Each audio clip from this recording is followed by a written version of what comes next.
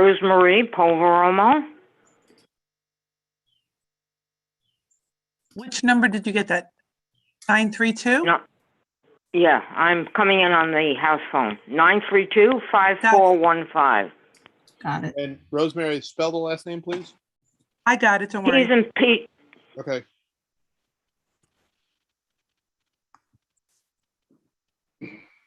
Just don't spell it like the cheese, provolone. It's not. It's Poveromo. Thank you. I think we have them Okay. covered, it looks like. I think we have two more, 917-299-7697. Okay, I'm looking for it now. It must be down too far. Right. Again, if you're on the phone, you've been asked to unmute, *6 to unmute. Mhm.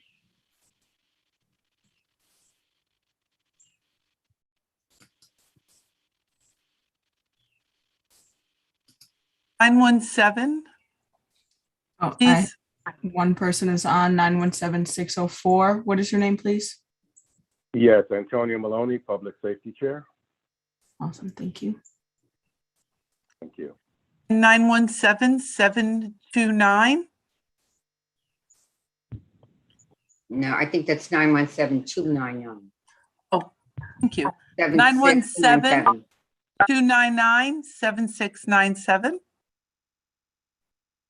Please unmute so that we can put your name in the queue.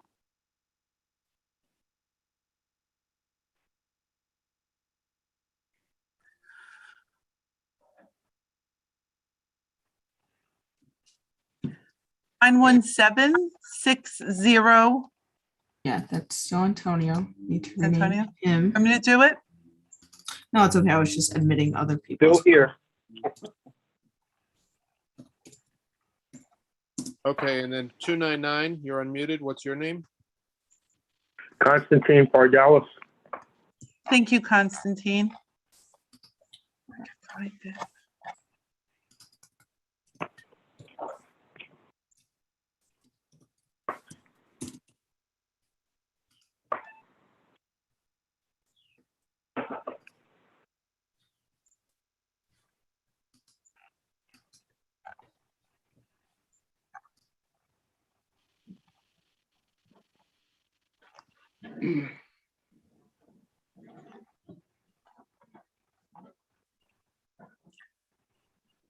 Okay, Mark, do you see that in the chat that residents are getting bumped from the call since there are over 100 people here? Work on that. I just see that now. Thank you. Madam Chair, it's 6:31 p.m., 6:32 p.m.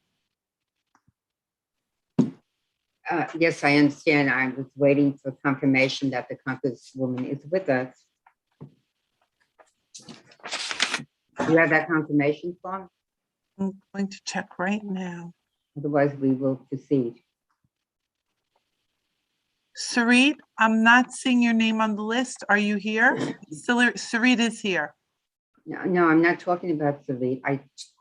I'm talking about the Congresswoman form. Oh, Congresswoman is not here yet. No. All right, I so don't we're see going to her. start.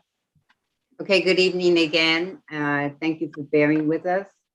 Our first public hearing item is the New York City Department of City Planning Permanent Open Restaurants Program Citywide Text Amendment, which will establish and allow New York City DOT to administer a permanent open restaurants program and by amending the zoning resolution.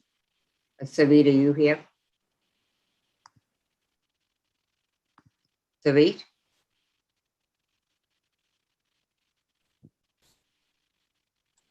Okay, is there someone else here from City Sarit Planning? is here. She's Sorry, probably I having a wasn't problem able to unmuting. unmute, so I've been able to unmute now. Okay, thank you. Good evening, everyone. Good evening, Madam Chair. Thank you so much for having us here this evening. To those I don't know, I'm Sarit Platkin with Department of City Planning's Queens office. I'm the liaison to Community Board 1 and Western Queens team leader. I'm joined tonight by Judy Chang from DOT, Ben Huff from City Planning's Transportation Division, and Teal Dellis, another planner and urban designer in the Queens office. I'm actually going to turn it over first to Judy to kick it off with a presentation about DOT's Open Restaurants program, and then I will follow up with a presentation about the zoning text amendment specifically. So if Judy could please get permission to share her screen. You should be set. Oh, to share screen as well. Sure. Should be able to go ahead, Judy. Okay, great. I see it now. Thanks. Okay, let's see. Move this over. Okay. Is everyone seeing my screen okay? I see some nods. Great. Okay, thank you for that introduction. My name is Judy Chang. I am the Director of Special Projects to the First Deputy Commissioner at DOT.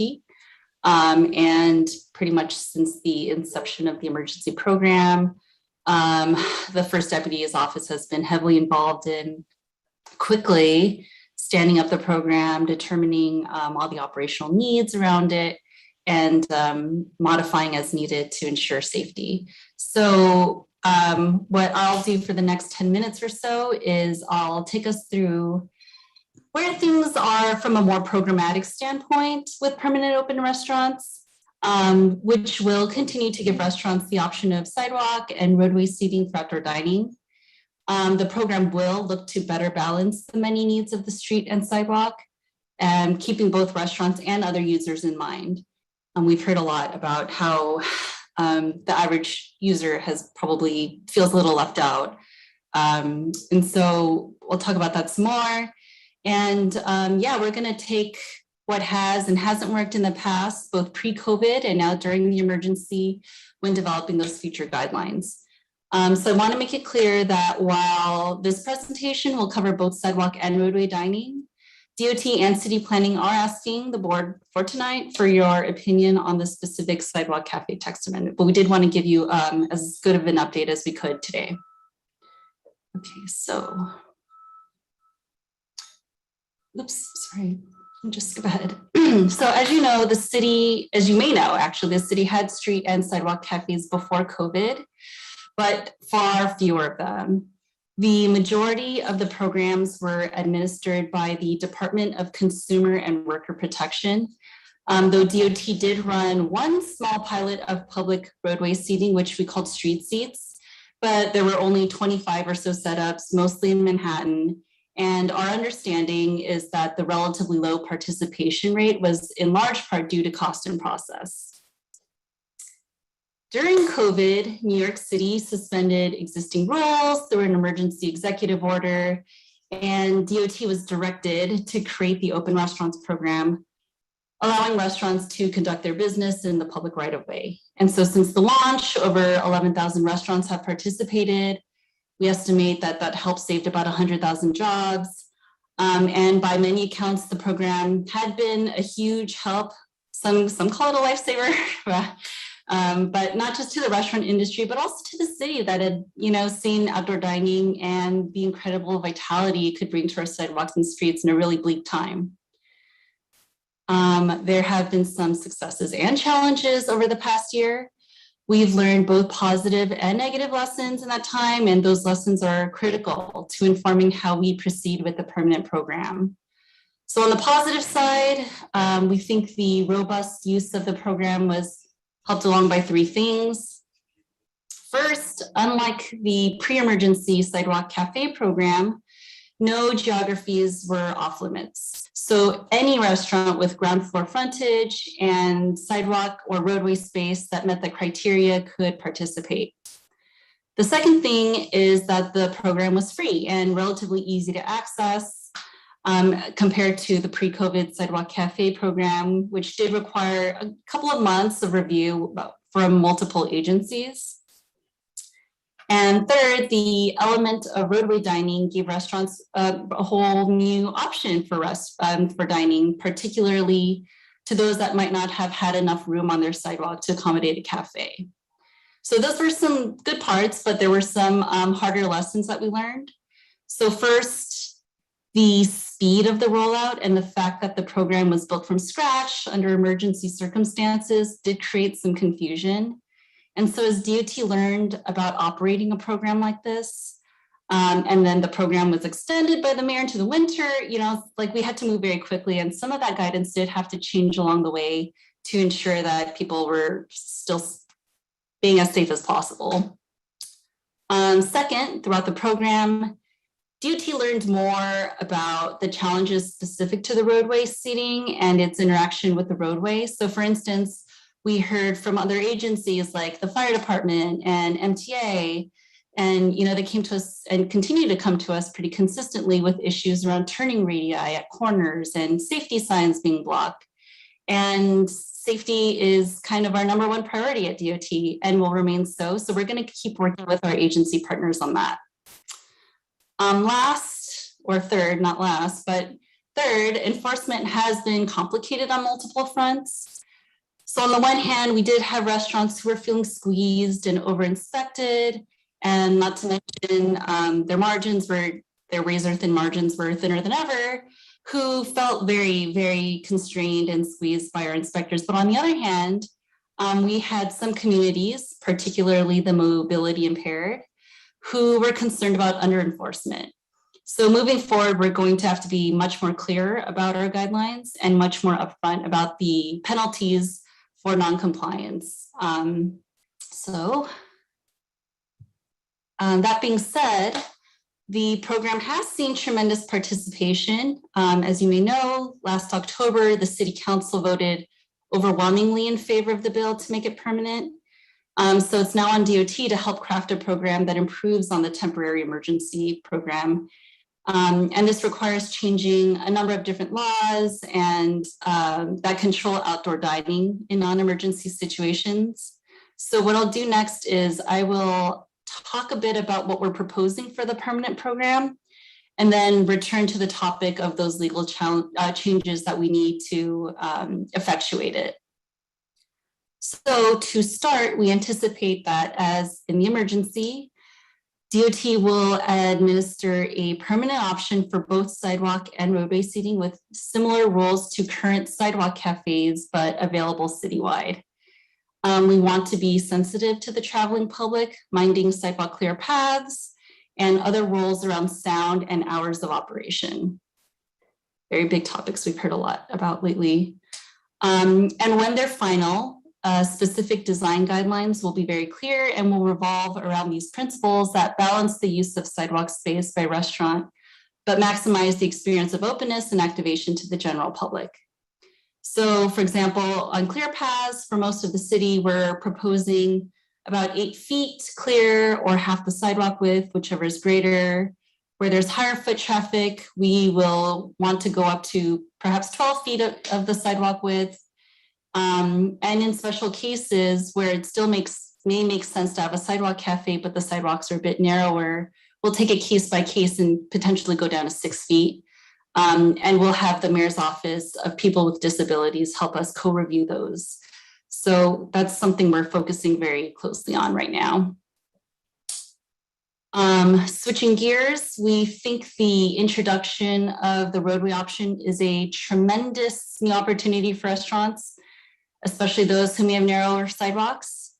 The city is working on how this will be set up permanently, but we'll have setups in parking lanes, generally like we see now, and they'll maintain public safety, have clear guidelines on enforcement and sound, and comply with ADA requirements.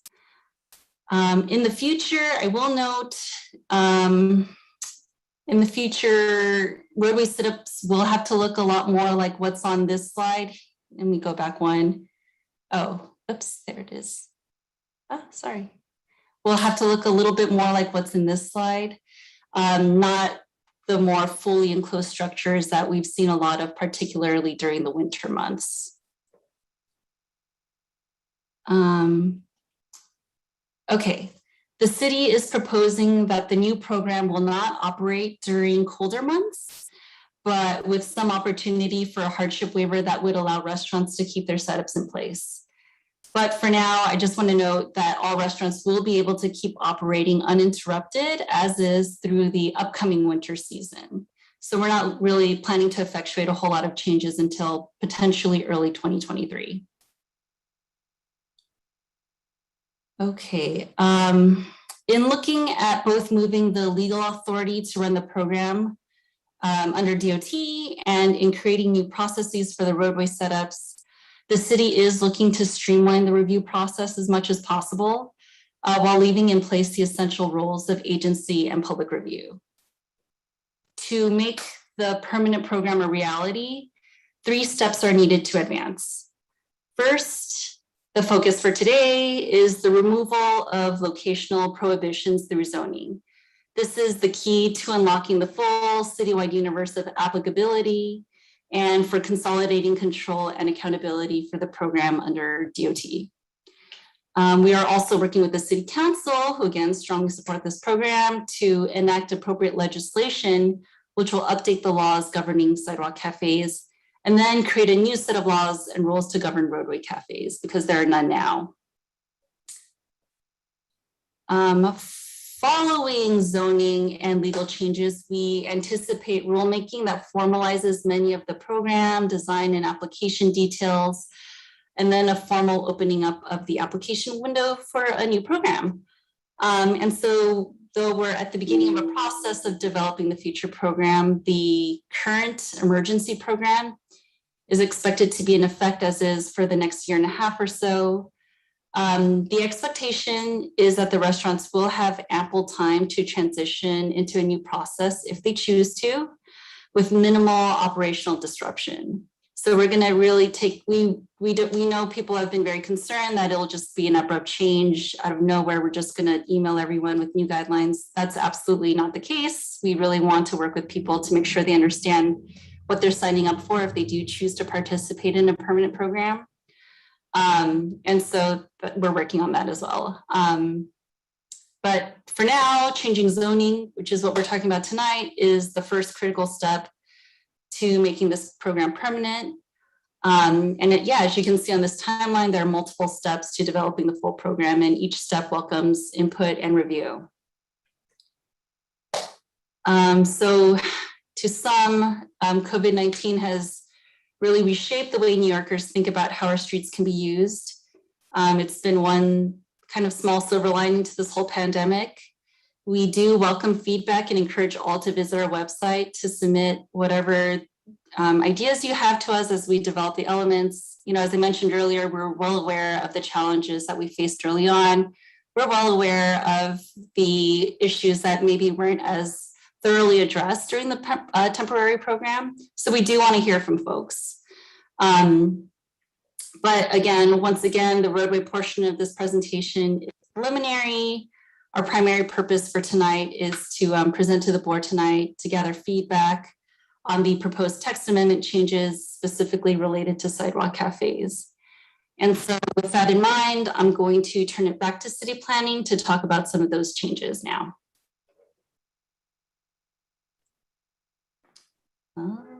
That's Brian, correct? Ben Huff, I believe, is on next. Ben? Sure, give me 1 second. And should be good, Ben. Howdy. Nice to see everyone. Sarit is actually presenting next. So if you want to unmute her.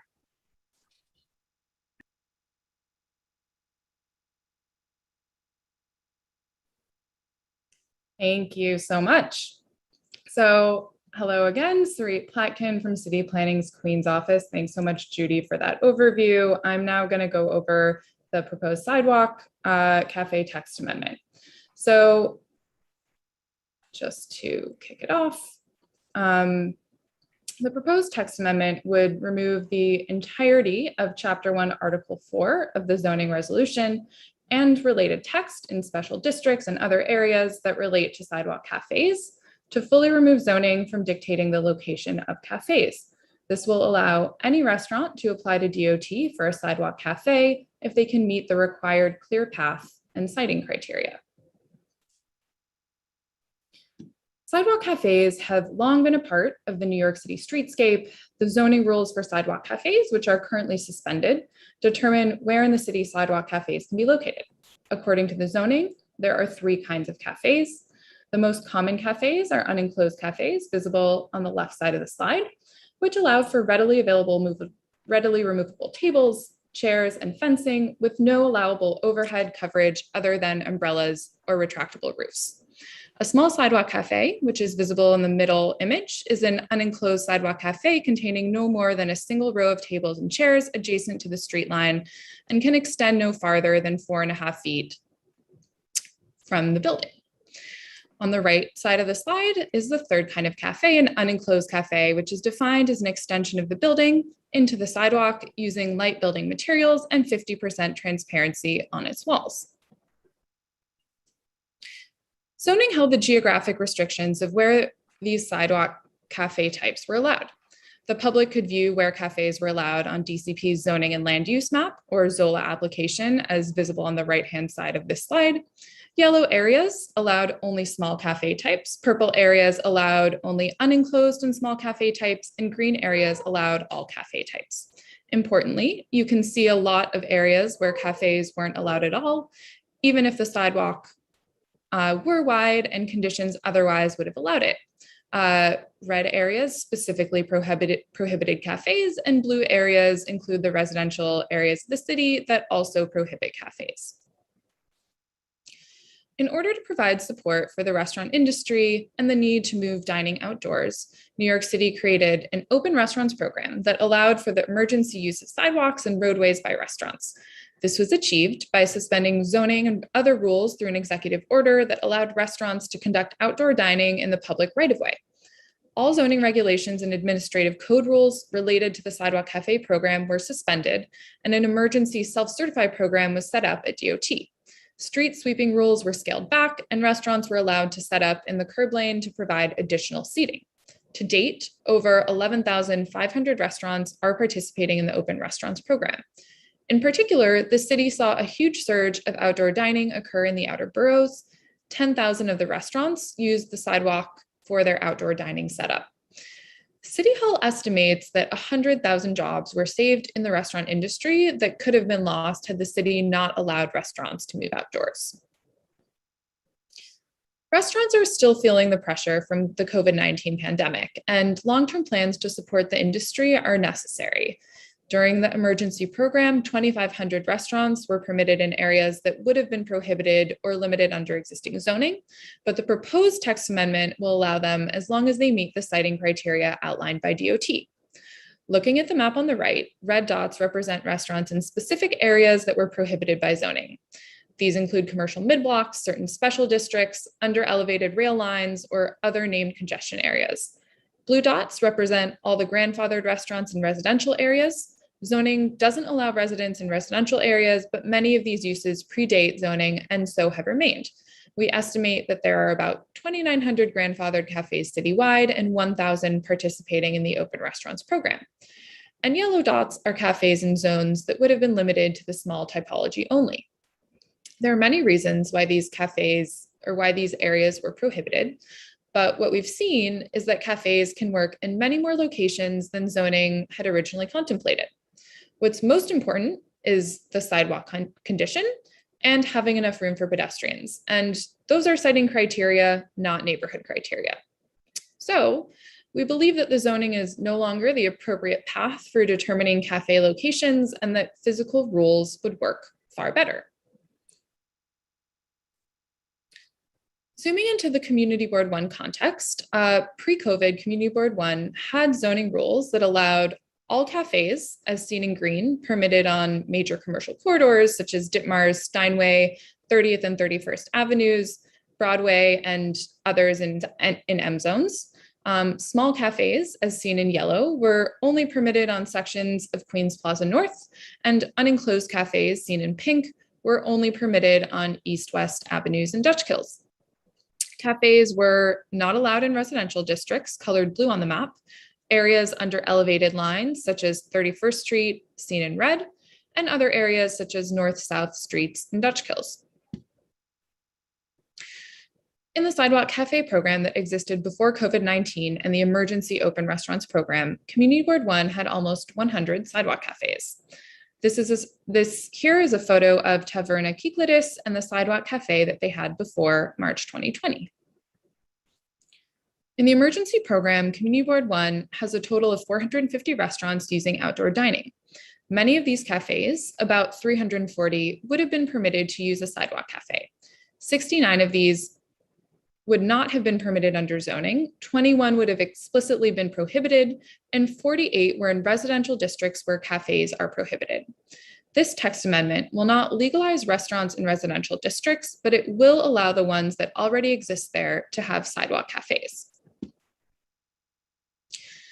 Other cleanup actions in the zoning text amendment include removing definitions and cross-references to cafes, removing text that precludes operable windows that service outdoor restaurants, ensuring that no enclosure provisions require a restaurant to be fully indoors as a condition of its zoning district, and clarifying sidewalk widening to ensure it does not conflict with the operation of the open restaurants program.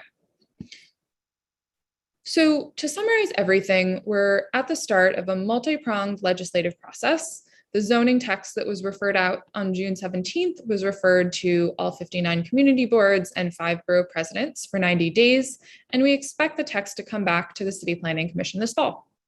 We anticipate City Council actions to be underway during the same period, continuing the process of updating the Sidewalk Cafe program and fully developing the Roadway Cafe Authority through a DOT rulemaking process. Also underway during the fall and informed in part by community board input will be a DOT design review process that city planning will be involved with. We don't expect full program launch until late 2022 or early 2023 at the earliest, which gives time for restaurants to transition from the permanent program should they choose to do so.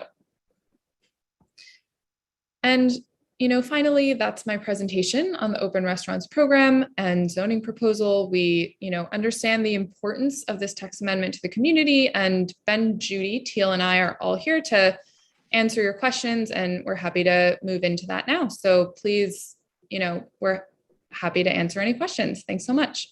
Okay, thank you, Sarit. So yeah, if we could also just make sure to unmute the rest of my team, that includes Judy Chang, Ben Huff, and Teal Dallas. Thanks so much. Mark, can you take care of that, please? Thank you. Okay, at this moment, I'm going to turn it over to Elizabeth Evian and Jerry Caliendo, Chair of the Land Use Committee. They have an informal report on this text amendment. Elizabeth? What was that second name? Elizabeth, you should be Evian. unmuted. And who else? And Jerry Caliendo. Got it, thank you. I don't see Jerry Caliendo, or is it with a G? E-R-R-Y. He has his Jerry? hand up, as a matter of fact. G, Yep. Sorry. Okay.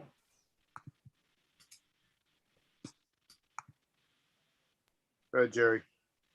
Jerry, If you don't mind, I'll start. Okay, thank you. I have two questions. First of all, this entire program revolves around what you constantly call sidewalk cafes, but they're really not all of them are sidewalk cafes. They're really curbside cafes as well. So that nomenclature should be clarified, and how you're going to react to that between city planning and DOT. Are they the same rules when they're on the sidewalk versus in the curbside? That's the first question that I have. The second question is, how do all these rules and new regulations, and we're only getting a piece of the pie here because this is a long drawn out program first, as you mentioned numerous times, that this is the first step to get rid of the zoning resolution rules relative to sidewalk cafes, because curbside cafes are not even in the books. But how do these curbside cafes and sidewalk cafes in the future going to influence the implementation of a new curb cut?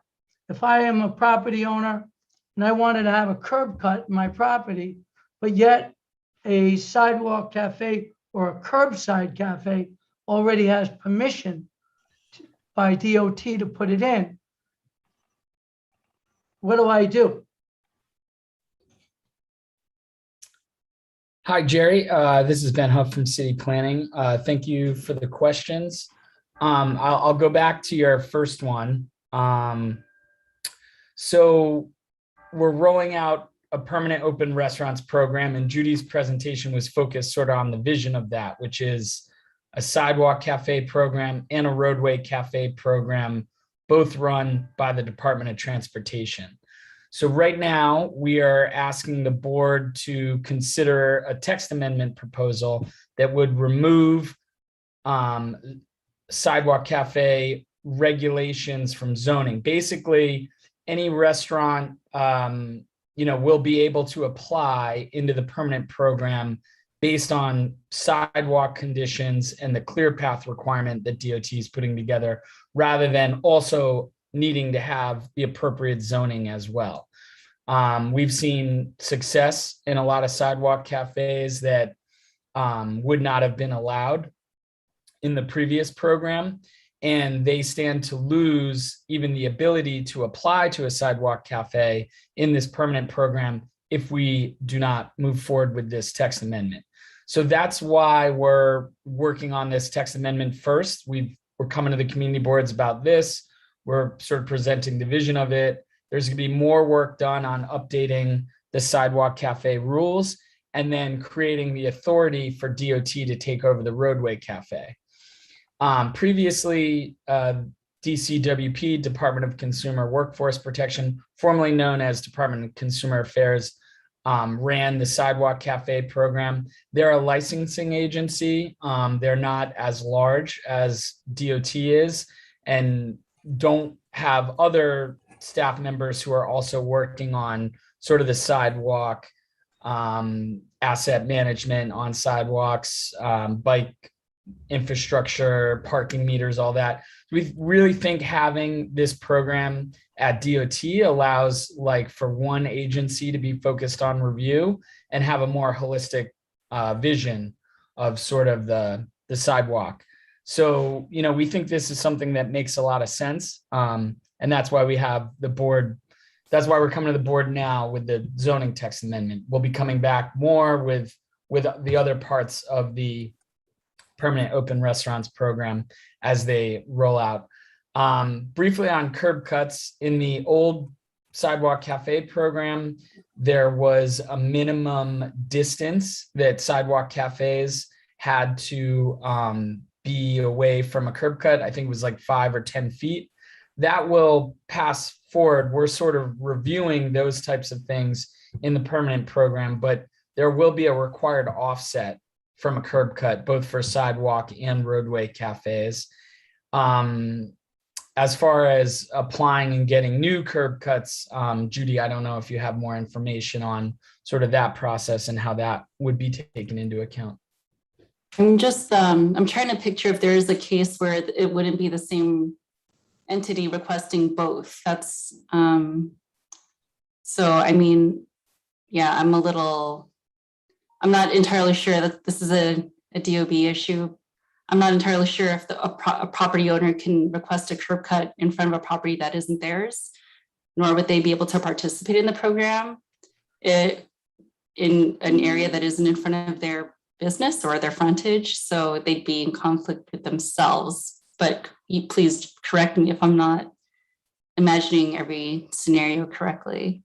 I could go further. So Yeah. So let's say the whole street, let's take Steinway Street, for example, wants to have sidewalk cafes in the curb, but the zoning law says that you have to have parking. So obviously you can't have a sidewalk cafe and you can't have a curb cut in the same location. So there's a provision of the law, zoning resolution, that says the curb cut should be waived, and therefore you don't have to provide the parking, because you can't have the cake and eat it too. So what comes first is my question: the sidewalk cafe or the curb cut with the parking. So it's really a zoning issue, not a DOT issue, because Yeah. the zoning allows the curb cut to be waived Yeah, with Sorry to- DOT authorization. And it's been done right in Astoria on 31st Street and Ditmars Boulevard on both sides of the street. The curb cuts were waived there and the parking was not provided. So that's my point. They don't have a sidewalk cafe. But what if the sidewalk cafe is there? Does that automatically waive the curb cut? okay, and I want to clarify that we do distinguish between sidewalk cafes. They're on the sidewalk, and we do refer to the ones on the curb as the roadway seating cafes. So you're speaking about the roadways. It doesn't matter where it is. If it's blocking the ability to put a curb cut, then in essence, and that person has a license from DOT to put that sidewalk cafe or curbside cafe, then how can the building department enforce the parking regulations that are necessary to have a curb cut to get onto the property? So it's a quandary there. And I think that should be looked into by city planning and Okay. DOT. And we can have some of our more Because you want to have the restaurant closer look. use, but yet you also want the parking for the development of the property. Jerry, just to clarify, so who's applying for the curb cut in this scenario? And do they have a relationship? Is this sidewalk cafe also in this building, or is it an adjacent property? Same owner. He Yes. happens to have a tenant. He happens to have a tenant. It happens to be a restaurant and it happens to have a sidewalk cafe or a curbside cafe. Now, if that has a license with DOT, how could he provide a curb cut to put development to enlarge his building? You have to think of it from a developer's point of view. That's the problem with city agencies. They don't look at it from that point of view. Well, I don't know if this is a sufficient answer, but property owners will be able to put in a lease with their commercial tenants whether they can actually have a sidewalk cafe or not if they don't want their retail properties in their building to have a sidewalk cafe.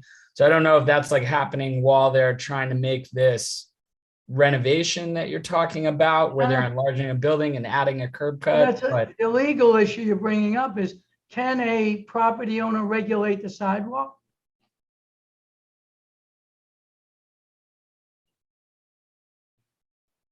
they can regulate the lease that they have with their tenant. They can't regulate the sidewalk. That's city property. That's my point. So as a landlord, can I stop a tenant from applying for a sidewalk cafe or a curbside cafe?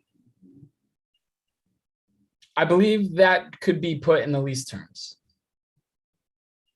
I don't know about that. You have no I have no jurisdiction over my sidewalk. That's city property. Okay, thank you for that. We'll get some lawyers to look into that. It's an Thank you. interesting request. I had been under the assumption that a landlord could have in the lease terms that they're not allowed to have a sidewalk cafe before signing with a restaurant. But I'll bring that up with our legal team. Thank you, Ben. Elizabeth? Yes, Marie. I want to bring the discussion back to the zoning text amendment because that's what we're going to be voting on tonight. But as I mentioned in my, I'm going to go through the report, the highlights of the report. But as I mentioned, any discussion that the Land Use Committee has had has been the two issues, the open restaurant text amendment and the proposed guidelines and how we're going to be working, how we're going to be living with this new program are inextricably tied. We can't separate them. So I'll just give you the highlights of the report. I'll give the board the highlights of the report. The item that we're voting on tonight is a text change, which Sarit has mentioned is going to delete a whole chapter in the zoning resolution that regulates sidewalk cafes and the locations where they are permitted, in addition to some clearance requirements. Throughout the zoning resolution, there are mentions of sidewalk cafes, so those items are going to be removed. And what this does is two things. It grandfathers in existing enclosed cafes, and it gives jurisdiction over the cafes and administration of these to DOT, which includes review and approval. Sarit mentioned about the fact that it was the beginning, the first step in getting a permanent open restaurants program. But with respect to the committee's discussions on this, they were really limited to after the presentation. The first was that statements that were made approving a zoning text change on all sidewalk cafes now is somewhat premature when we have no guidelines in place to help govern what's going. We don't know what's happening. Eliminating the cafe zoning text will remove locational restrictions that we don't know whether or not there will be conflicts in the future with existing uses, or whether other business operations are going to be impeded. Someone said reconsider proposing to grandfather unenclosed sidewalk cafes that were built during the temporary restaurant programs in residential areas, or simply because of the impacts that these can have on residential areas. And, the suggestion was also that perhaps there is a way of reducing or limiting the number or the size of I should say the number of tables and chairs that can be allowed within a residential area for these non-conforming uses. Because they will be non-conforming when they change the zoning.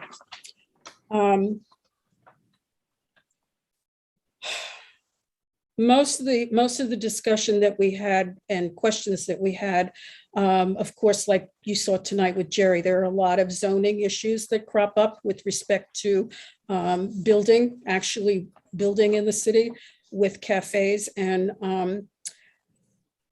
with the unfinished guidelines being what they are now. I mean, we don't have them to review. There are a number of issues because of that. First, that they were being written without really community input. And this tonight is an example of what happened.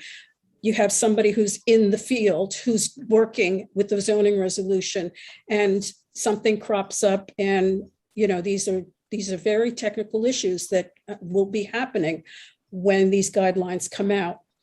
Guidelines for the street structures should cover standards also for design and construction, for DOB review, and access to power and heating inspections, to power and heating and inspections, I should say. These all have to be in the guidelines. We'd like to know what they are. Someone suggested also that there actually should be aesthetic standards and the streetscape considerations made, because they are in a public right of way and will be there continuously. So let's see what, we were assured, we were told there was going to be ULURP review for new sidewalk and roadway cafes. Someone suggested a seasonal program instead of a full year-round program. We don't know what's happening with that. Let's see. There was a concern raised about the fact that if the program is not temporary, that some businesses can lose their investment in the structures that they build in the roadway. Of course, we've all had issues, continuing issues with noises, music, and compliance, and getting enforcement on these things. So this is a very critical issue with any program, especially if it's going to be proposed year-round. Let's see. There were, we hope that the guidelines are going to protect the right of way for pedestrians. We now are dealing with excess tables and chairs, menu boards, and decorative furnishings, and fixed planters, and actual waiting lines now that are all leaving something like 1 square on a sidewalk for people to pass. Again, it's enforcement. I know they're in the rules, but no one is doing anything about it. And then if the sidewalk cafes that were established during the temporary program are grandfathered, there's a fear that there will be quality of life issues that increase for the residents who are in residential districts and for those who are living above restaurants. Perhaps there should be more stringent rules for those that are grandfathered and are in residential areas.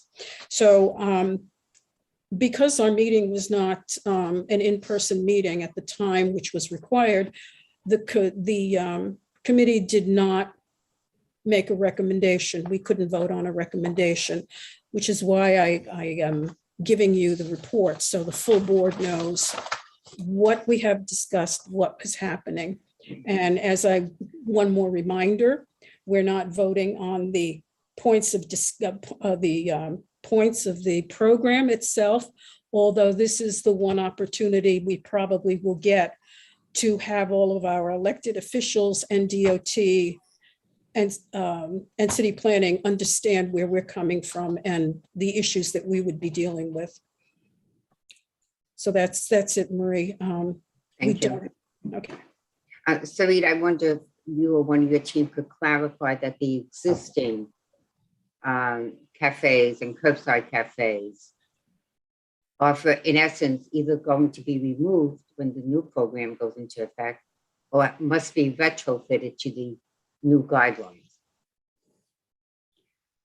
We are, to the extent possible, if those operators do choose to continue participating in the permanent program, to keep things as seamless as possible. Many will have to modify their structures because they've built up walls and columns and roofs and fake windows. We are proposing to minimize those elements. So there will have to be some modifications, probably. But what we've seen is that a lot of folks were compliant or generally in line with what we're hoping to implement during the permanent program at the onset. So they had their 18-inch barriers, they're filled with soil and sand, and then they modified it from there in the winter months. So hopefully it's just a matter of undoing some of the work that they put into last winter. We're under strict orders to try to keep this as operationally not disruptive as possible. Okay, well, I'm just want to ask a question. These structures are supposed to be temporary or removable. Are they not? Mm-hmm. Currently, they are, I would say, half are actually new buildings. Oh, the Department of Transportation agrees that many of these structures are too big for their own good. They block sight lines.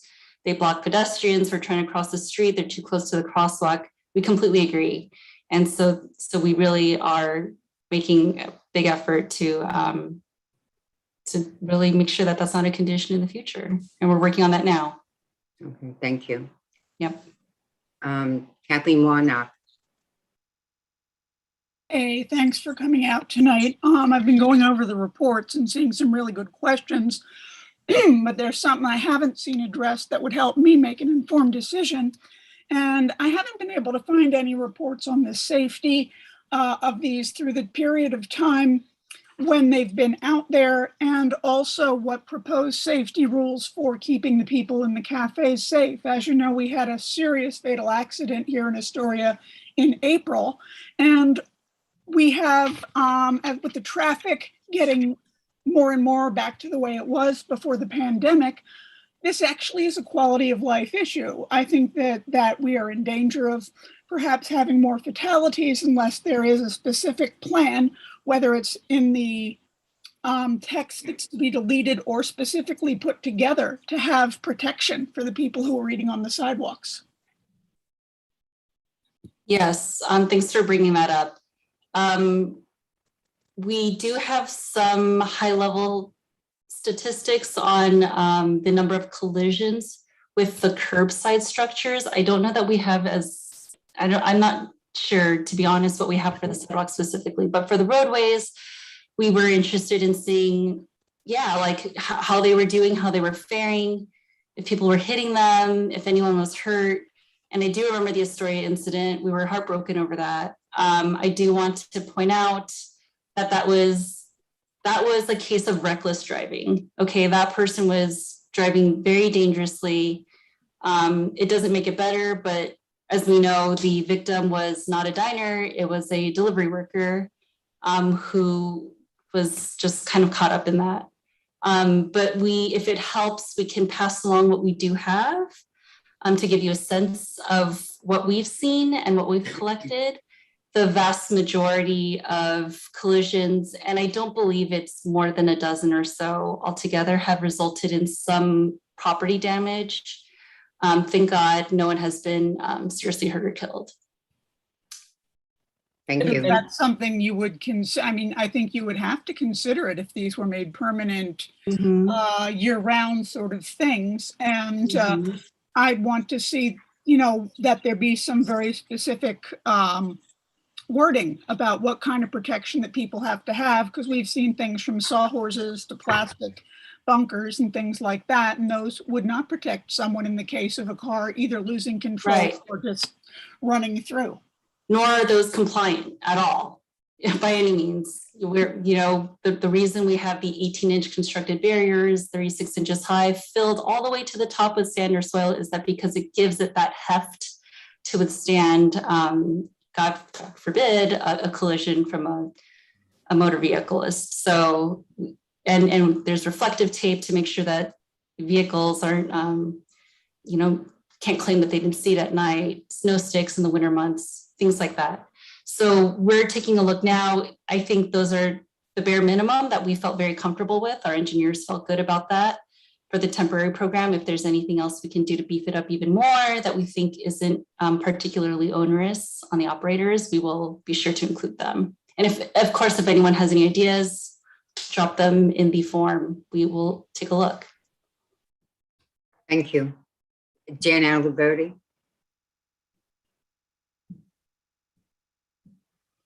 Jan? Yes, hello, good evening. I have a question. I want to go back to the basic of the zoning, and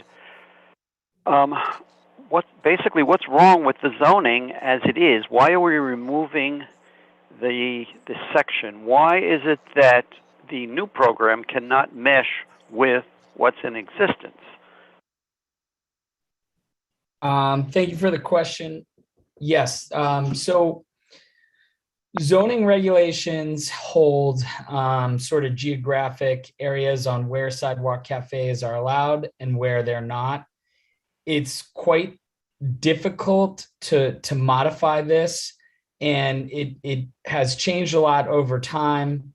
There's sort of a default mechanism where if a special district is written and is not explicitly include sidewalk cafes, then it explicitly excludes them. There was also, city planning got a lot of requests actually from building owners, developers, architects for commercial overlays to legalize sidewalk cafes on properties that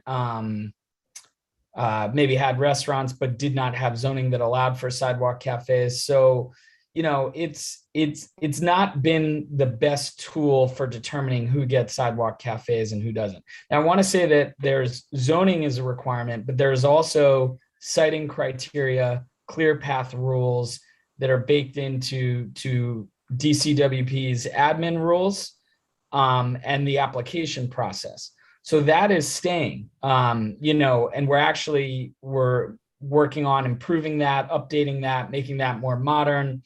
For one small example, you know, City Bike didn't exist in the DCWP sidewalk cafe program where offsets were required from that. So that's something that's going in the update of the sidewalk cafe regulations. So we think really zoning and this idea of like neighborhoods that can or can have, it's really not the best tool for regulating sidewalk cafes. It's really the local conditions, the street, the sidewalk conditions, and it doesn't, you know, force someone to have a sidewalk cafe. It just allows them to apply and go through the process. You know, so we think, you know, zoning stands in the way of 2,500 restaurants that are currently participating in the temporary open restaurant program, that if this text amendment were not to pass, all of these restaurants would lose the ability to even apply into the permanent open restaurants program. And certainly some people feel maybe they should go away. I would think that if the businesses were to speak out, or other communities, people that use those, they might wonder why they're losing it simply just because the zoning is being unsuspended. So we're really trying to be flexible to allow, you know, as many restaurants can just apply to the permanent program, and that it's focused on rules that really make sense.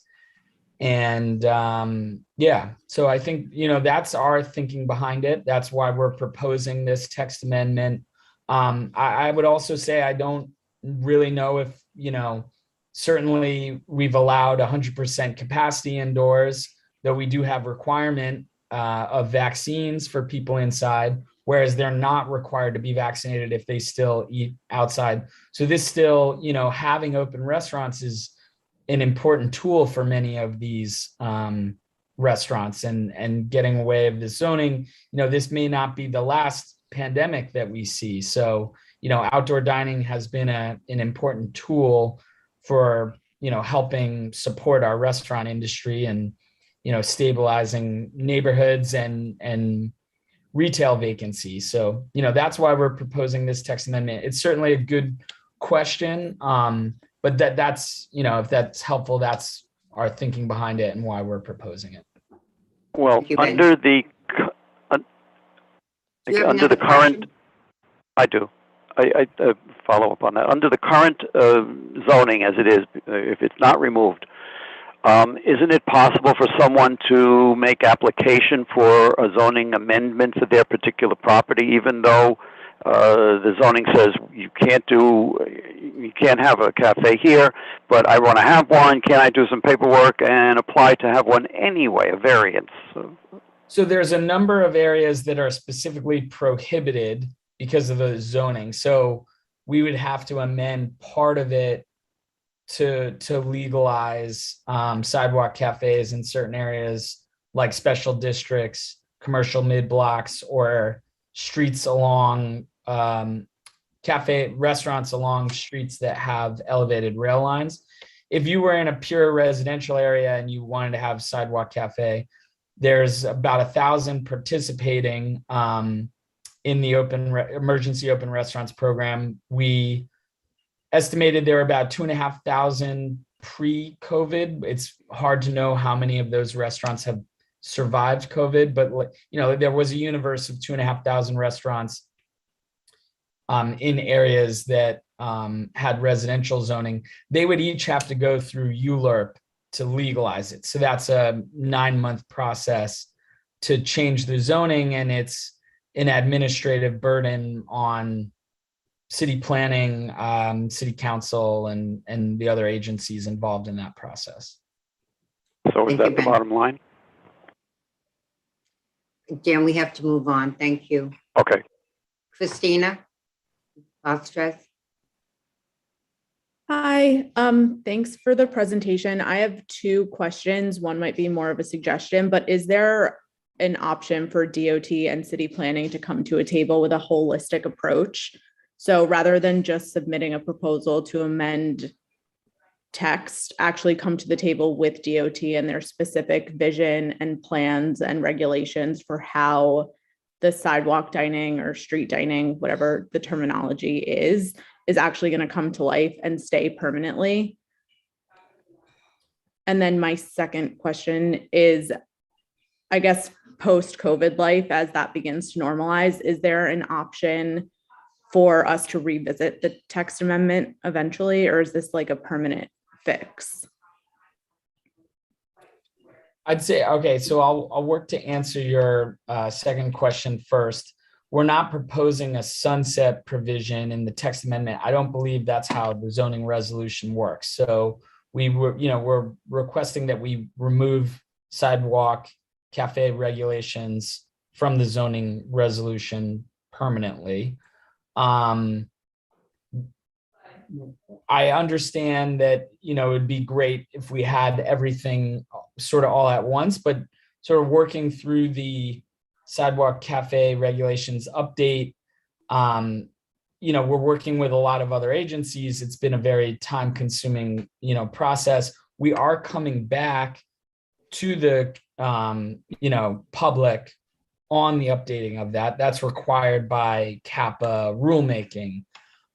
So, DOT and city planning will be back as we roll out those future regulations and sort of the design authority for the roadway program. This is the first one. So I know it is, seems like it's like staggered, but this actually allows longer time and more face-to-face meetings where public can, collect input. This is sort of the first, proposal that we're working on for the permanent open restaurants program. So yeah, and does that answer your question? Yes, and I totally sympathize with working across different agencies and across cross-functional teams. I just guess it's challenging to vote on something without having a holistic picture of how it's going to be implemented, because at that point, I guess the damage has been done, for lack of a better phrase. So I just think it would at least be beneficial to the community board members, I think, based on the feedback that we heard in the report, to at least get a more holistic approach, or at least more details around what the DOT might be planning. Thank you. Richard? Yes, hello. My question has to do with small business. In particular, I think it's very important that small business and its competitors all work on an equal playing field. Particularly, I don't like it when bureaucracy favors one over the other. So I've always had a problem with grandfathering things into certain businesses and not allowing it in a new business right down the block. Given that, I would hope that you would consider, from what I understand, you are not legalizing the cafes in residential districts. You're allowing the existing ones to continue, but you're not legalizing it. And I don't find that fair at all. I also think that it's important too, that with these grandfathered cafes, if the owner sells a business or if somebody wants to take over that site, that cafe should travel along with them. Okay, it shouldn't be removed just because there's a change in licensee or ownership. So I would like to see if it's possible then, if the, basically the important thing to keep quality of life issues tolerable in any area, including residential areas, is enforcement. You're going to still have the criteria from, like you said, about the clear space and all the other regulations, proximity to, any issues on the sidewalk. So I would hope that you would consider actually legalizing the cafes in residential districts also.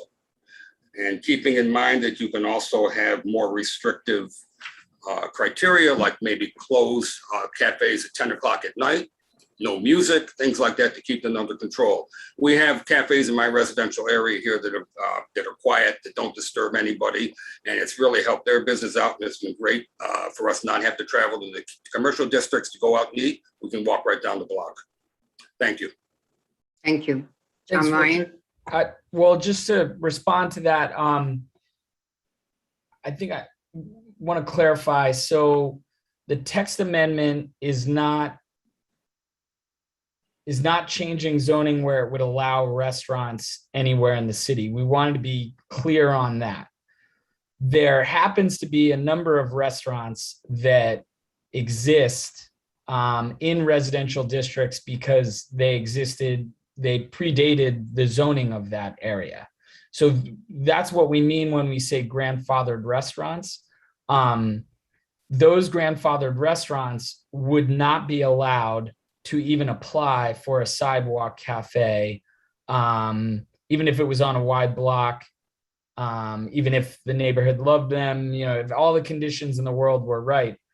So what this text amendment is doing is it's just removing zoning as the barrier for who can apply for sidewalk cafes. So we do think of it as an equitable proposal because it will allow all restaurants to apply. Then from there, they still have to meet the citing criteria and clear path requirements. So was that clear, Richard? Or, we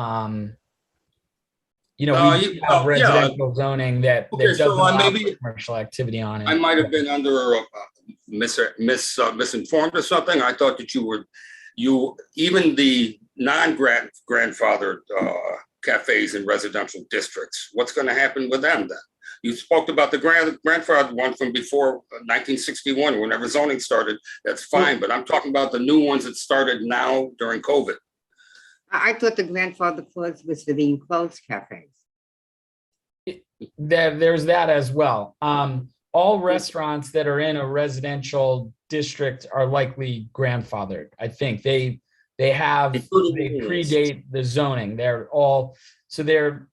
Restaurants aren't allowed as a use in residential districts normally. So if they're there, it's, through a sort of quirk that there was commercial retail space that existed prior to whenever the zoning was done. I think we'll have to do a better job of explaining that.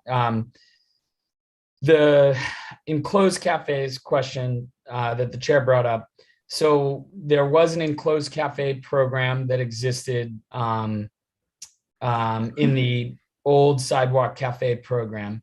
Since we're rolling out this sort of expanded open restaurants program that's more accessible to restaurants, that allows for sidewalk seating and some degree of roadway seating, we don't really see the enclosed cafe program necessary in the future. We don't really want this permanent encroachment on the public right of way. I wasn't really bringing up enclosed cafes. What I was discussing was the fact that if I want to open up a cafe down the block from an existing. Oh, you muted yourself, sir. Richard, you are muted. Yeah. Okay. All right. What I said is that my issue was the fact that if I want to open up a competition to a restaurant next door, and it's now, or something, it's past the time when everything was grandfathered in from this, I would not be able to have a cafe while the guy could next to me. This is what situations I really hate. I don't think they're fair. So is that the case, or am I somehow not following this correctly? So I think if the zoning of this building is residential and it doesn't have a commercial space, you won't be able to open a retail space in that restaurant. You would be able to take over an existing restaurant space, maybe buy out a restaurant that was grandfathered in, and now all of those restaurants would at least be able to apply to the sidewalk cafe in the future. But I think Not an even playing field. developers, business owners aren't allowed to open restaurants anywhere in the city. They have to have the appropriate zoning to do so. Okay. Thank you. Tom Ryan. Hello. I have a question about, I'm listening to all this stuff, and my concern is there is a limited amount of what you call street space. Everybody wants a piece of it, but you can't have it all and you can't have it at once. Besides all these street cafes that are very numerous, you have city bike stations, you have to let autos park, you have truck deliveries, you have hydrants, mailboxes, bus stops, and emergency vehicles have to get through. And there's also the lighting terrible. I'm thinking, besides looking at the particular spot, we have to look at the street, the block, the intersection, the entire roadway, and say, okay, we can only have so much of any one thing on each given block, because it's causing overuse in a limited space, and there's got to be a happy medium where you can't have. I mean, there are some locations where there are almost like restaurant, top of restaurant, top of restaurant, top of restaurant. And you have buses and trucks that have nowhere to go but to stay in the streets. You have hydrants, you have mailboxes, you have all these things going on. And it has to be, besides a per site look at, it has to be the radii of that site so that we have some kind of consistency in the space use. You can't have it just for street cafe. You just can't have it. So part of this variance is a great idea, but if you don't look at the overall picture, you're just going to cause more problems. And that's my concern about this whole open-ended removal of the variance, what you want to call it. So I think that should be taken into consideration also when these people are applying. And you brought up before, some of these places look like permanent buildings. They have full walls, windows. I mean, they look like they're renting them out. And there's got to be some control. We can't resolve everyone's problem. At the same time, we can't just use street space ad nauseum because it's public space. So I hope you guys will somehow address those issues as this is going through. So thank you. I won't belabor those great points. They were great points. We agree. I will. I'll note that we are hiring many staff to help with this program as it transitions into something permanent. And that includes a handful of planners who would do something that we call corridor review to make sure that the street isn't just overtaken, right? So the idea is that once a block face is saturated with X% of proposed roadway cafes, someone would step in and say, okay, how do we make sure we can still load? How do we make sure buses can turn? How do we make sure we can accommodate all those other uses that have always existed, will continue to always exist that you mentioned? So thank you for bringing that up. That's definitely one of, I hope you will address that. Okay. On top of mind. Thanks. Thank you. And I'd just like to expand, and those are really great points, Tom. That's also why we think sort of moving this, the sidewalk cafe program from DCWP to DOT also makes a lot of sense, because it's an agency that, really specializes in all the things that you're talking about. And, they have that staff and manpower. So rather than just, have someone who's focusing on the licensing of them and some overview of it, it's really, with an agency that's also running these other initiatives you're talking about. Antonella Di Severio. Antonella? Mark, can you unmute Antonella? Yeah. Okay. Are you good now? I am muted now? Yes, go ahead. Awesome, thank you. Yeah, I think everyone wants our establishments to thrive. I think the concern is having unutilized or underutilized cafes on the street where you already have city bikes, and if once we start getting back into or being able to go back into the establishment, you might have some space that's unutilized, and if you grandfather it, people are going to be upset that they don't have parking or they don't have the space that they used to have.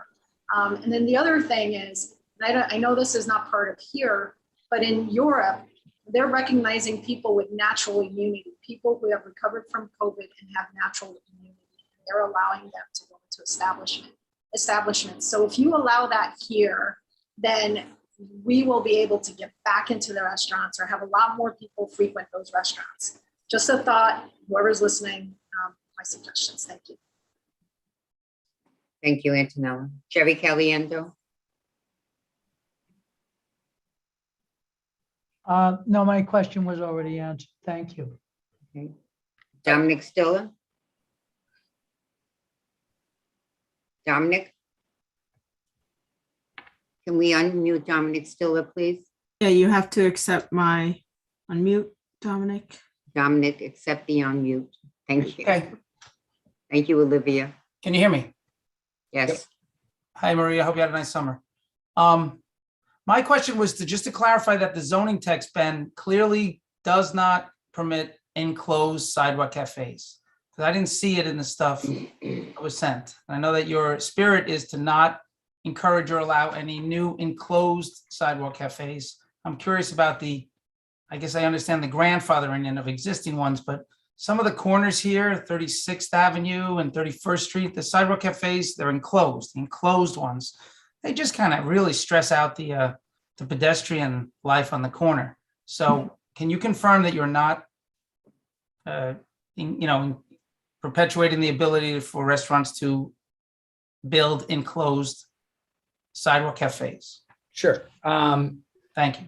Question for you. These enclosed structures, were they put up during COVID or did they exist pre-March 2020? Yes, Okay. they're pre-existing for sure.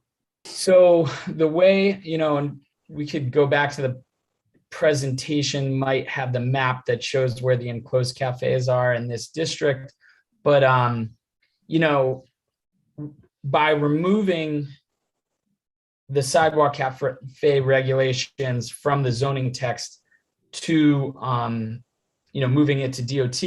So we're collapsing the definitions of the types of cafes that existed. So there were small cafes, regular unenclosed cafes, and enclosed cafes.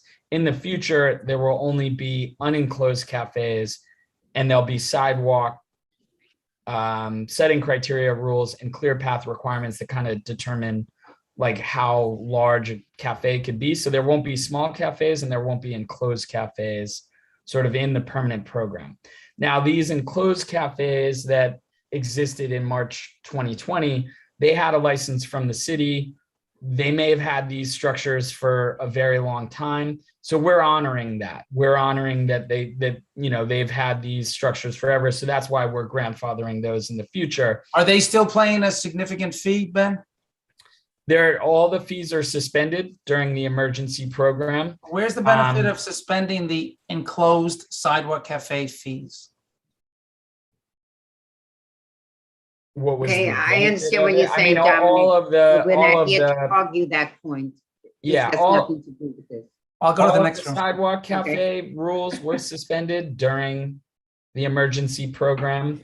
We didn't they did have bans on dining in those structures. So it would have been difficult to charge them fee, but then not allow them to use it.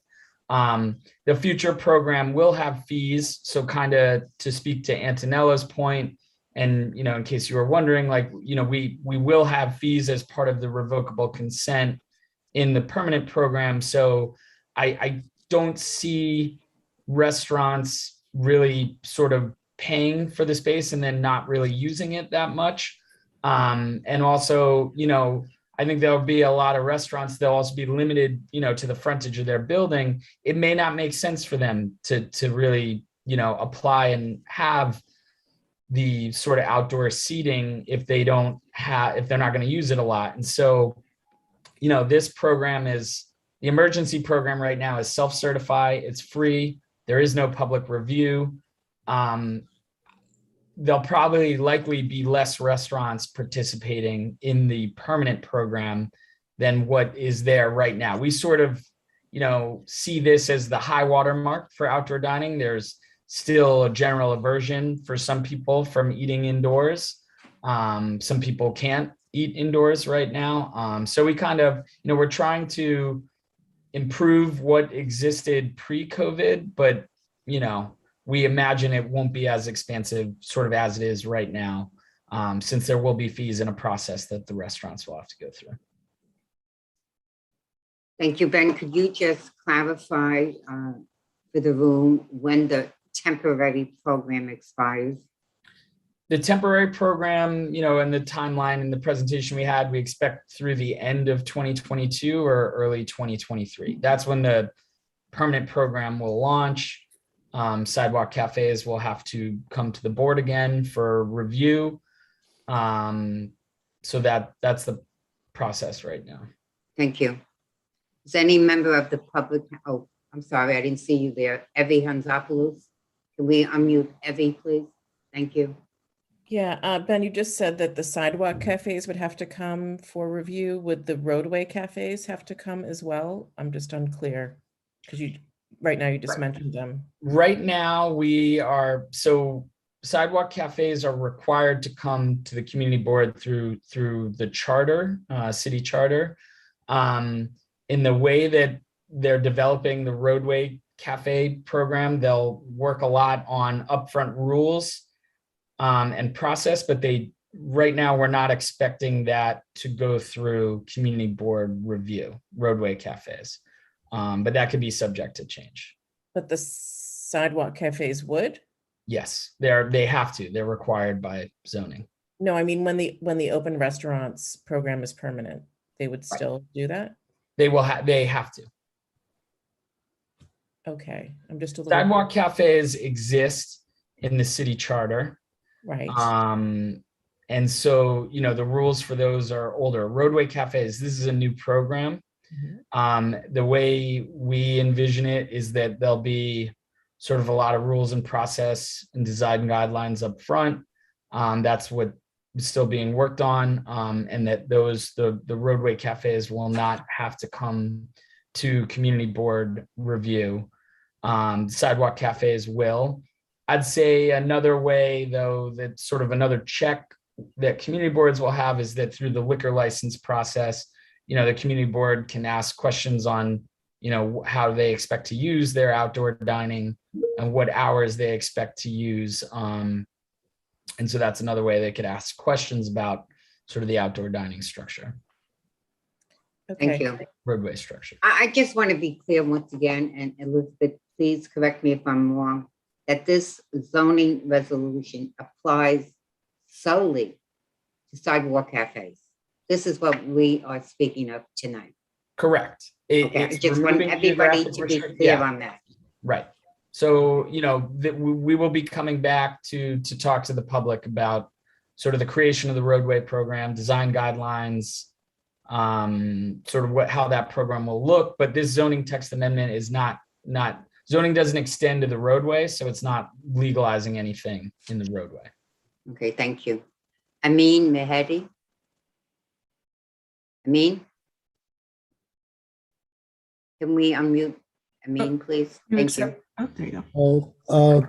Thank you for bringing this nice program to us, and it is very effective for our small business. And we've been talking about all other side. Have you guys have any conversation with the restaurant people, or did you talk to them and how they can cooperate with the community and the places that there is a different area has different like situation, some people are saying that this it's not good for them. So how you are working with the restaurant organization? Have you any meeting or invited them or email them or inform them that you guys are doing this and that? Did you include them yet or no?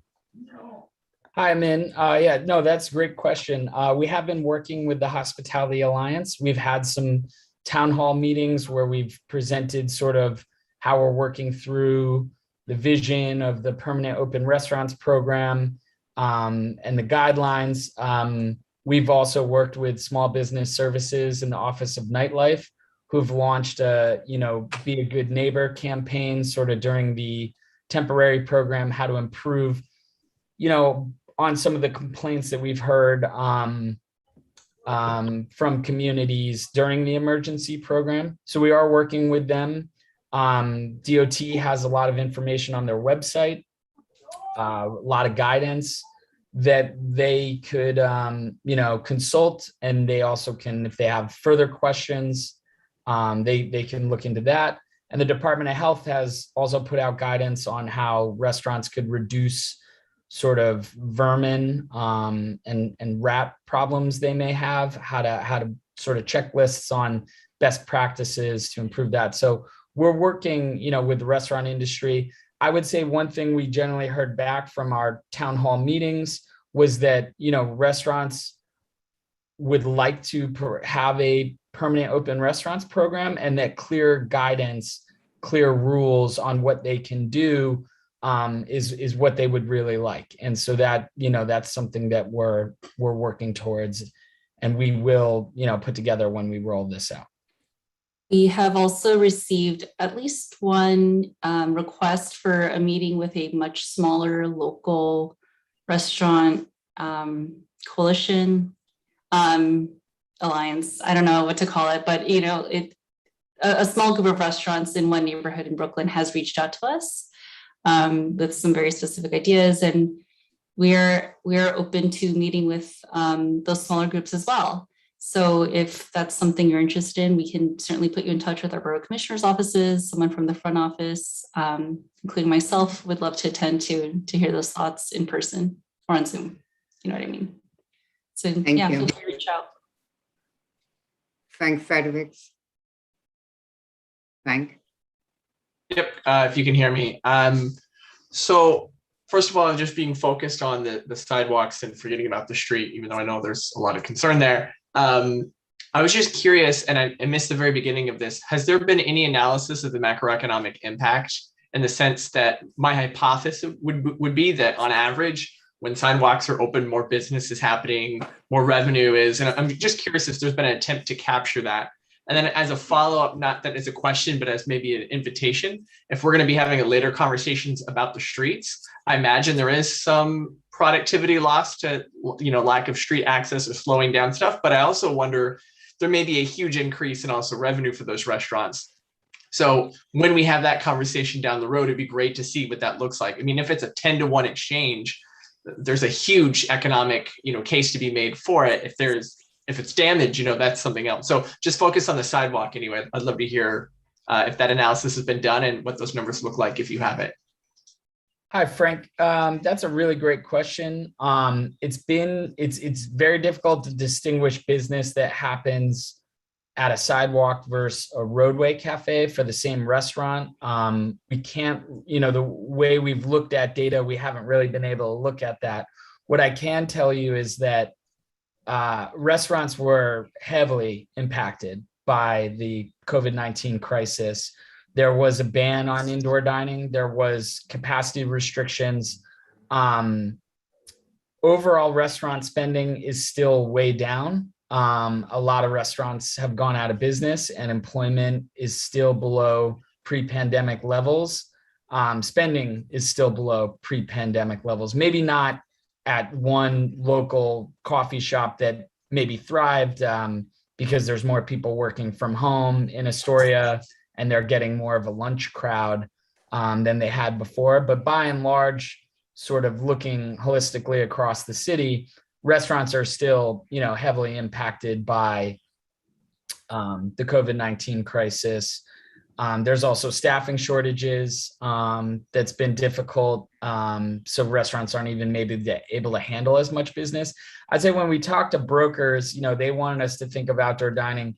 It's not as good as indoor seating. Indoor seating is guaranteed. Outdoor dining, it could be too cold, it could be too hot, it could be downpouring. And also that, really restaurants were just seeing a shift of what they had in indoor dining before to outdoor dining. So it's really hard for some of them to make the case, if they're not filling the seats indoors, that they're actually making more money than they were before. Again, there's, some exceptions to this rule.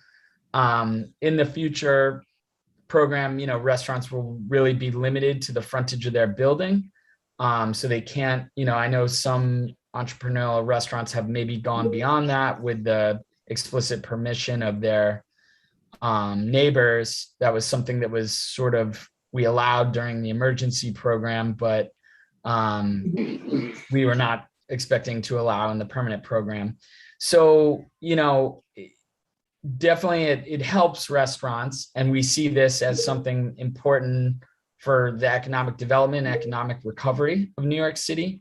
But there are a lot of factors I learned about that really have made it difficult that indoor dining isn't all bonus. It's really just kind of helped them save right now. But it's very important for the economic recovery of New York City. So, we are hoping this is a tool that will be helpful to them. Thank you. Iraq? Hello. Yeah, I have two questions. One is just a technical clarification. This is going to go to city planning and then be voted by the city council. Am I correct on that? That's correct. Okay, so then I won't be able to vote on this just because I work for the city council and my boss sits on the land use committee. So it will be a conflict of interest. However, I do want to point out an issue that I've heard regarding trash and rat issues that come with outdoor dining or street restaurants. I just want you to explore the idea of expediting as fast as possible the waste commercial zones, just to address and avoid that issue to be incrementing. So, if there's any way to do it faster, it will be amazing. Thank you. Thank you. Thank you. Does anybody have a question or a comment about this proposed amendment? Okay, seeing none, we're going to close this hearing. Thank you very much. We're going to vote on it during the business section. Thank you, Julie, Sri, and Ben. Thank you so much. Thank you. Okay. Next item, C210200 ZMQ 31st Street and Hoyt Avenue North rezoning to rezone the east side of 31st Street between Hoyt Avenue North and 24th Avenue, and to establish the area as an MIH area. Is Mr. St. Jacques here?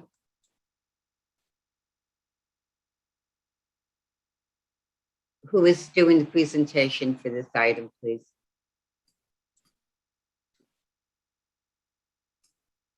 Hi, Tom, I just requested you to Frank unmute. is here, Are yes. you, Frank is here, okay, thank you. hi. Are you presenting, Frank? You need to share your screen? Yes, please.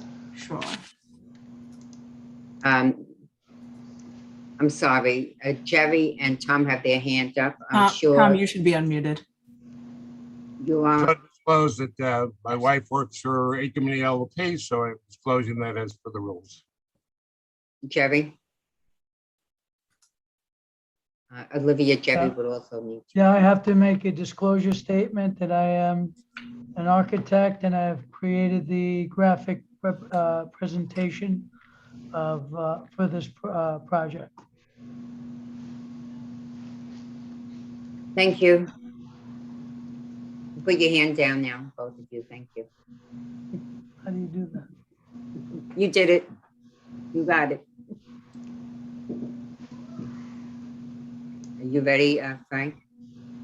Yeah, Frank, you should be able to share your screen now. Excellent, thank you. I'll go ahead and share.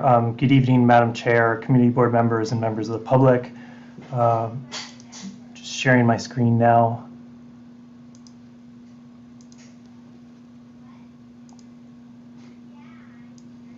Great, could someone just wave if they can, to confirm you can see my screen? Excellent, thanks, Florence.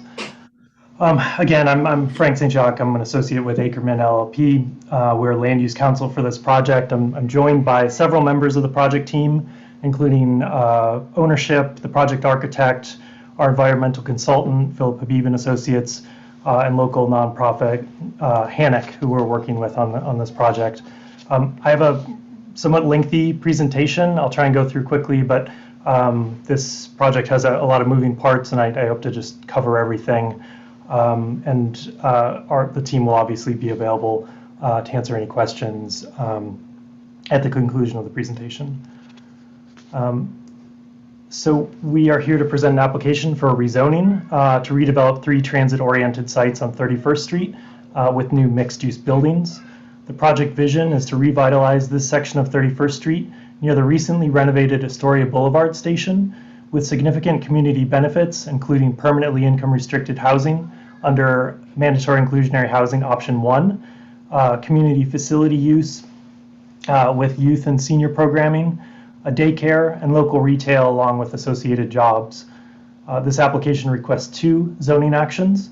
The first action is a zoning map amendment to change the existing C43 and R5B zoning districts within the rezoning area to C45X and C44 zoning districts. And the rezoning area is shown on the right-hand side of the screen, outlined in red. We'll get into more detail in a moment. The second action is a zoning text amendment to establish the Mandatory Inclusionary Housing Program, or MIH, within the rezoning area. The purpose of the zoning map and text amendments is to facilitate the development of 3 sites on the 31st Street corridor with mixed-use buildings with a total of 278 new dwelling units. Under MIH option 1, approximately 67 units would be permanently income restricted. I'm going to note that the total number of units and MIH units has decreased since the last time we spoke with the community board earlier this month at the land use committee due to a change we made on development site 3 to increase the number of 2 and 3 bedroom units, which I'll go over in a moment. So the rezoning area is located in the Astoria neighborhood within Queens Community District 1 on 31st Street, just north of Astoria Boulevard. This rezoning area was initially mapped with an R5 zoning district back in 1961, and the current C43 was established along the 31st Street corridor and the 2010 Astoria rezoning. The C43 zoning has an R6 residential equivalent, which currently allows, under height factor regulations, 11 to 13 story or more buildings, with a maximum community facility FAR of 4.8 and a maximum commercial FAR or floor area ratio of 3.4. The 3 development sites within the rezoning area are shown here, outlined in red and shaded. Development site 1 is approximately 10,060 square feet. That's on the southernmost end of the rezoning area. Development site 2 is 29,638 square feet. And the third development site on the northern edge of the rezoning area is 13,503 square feet.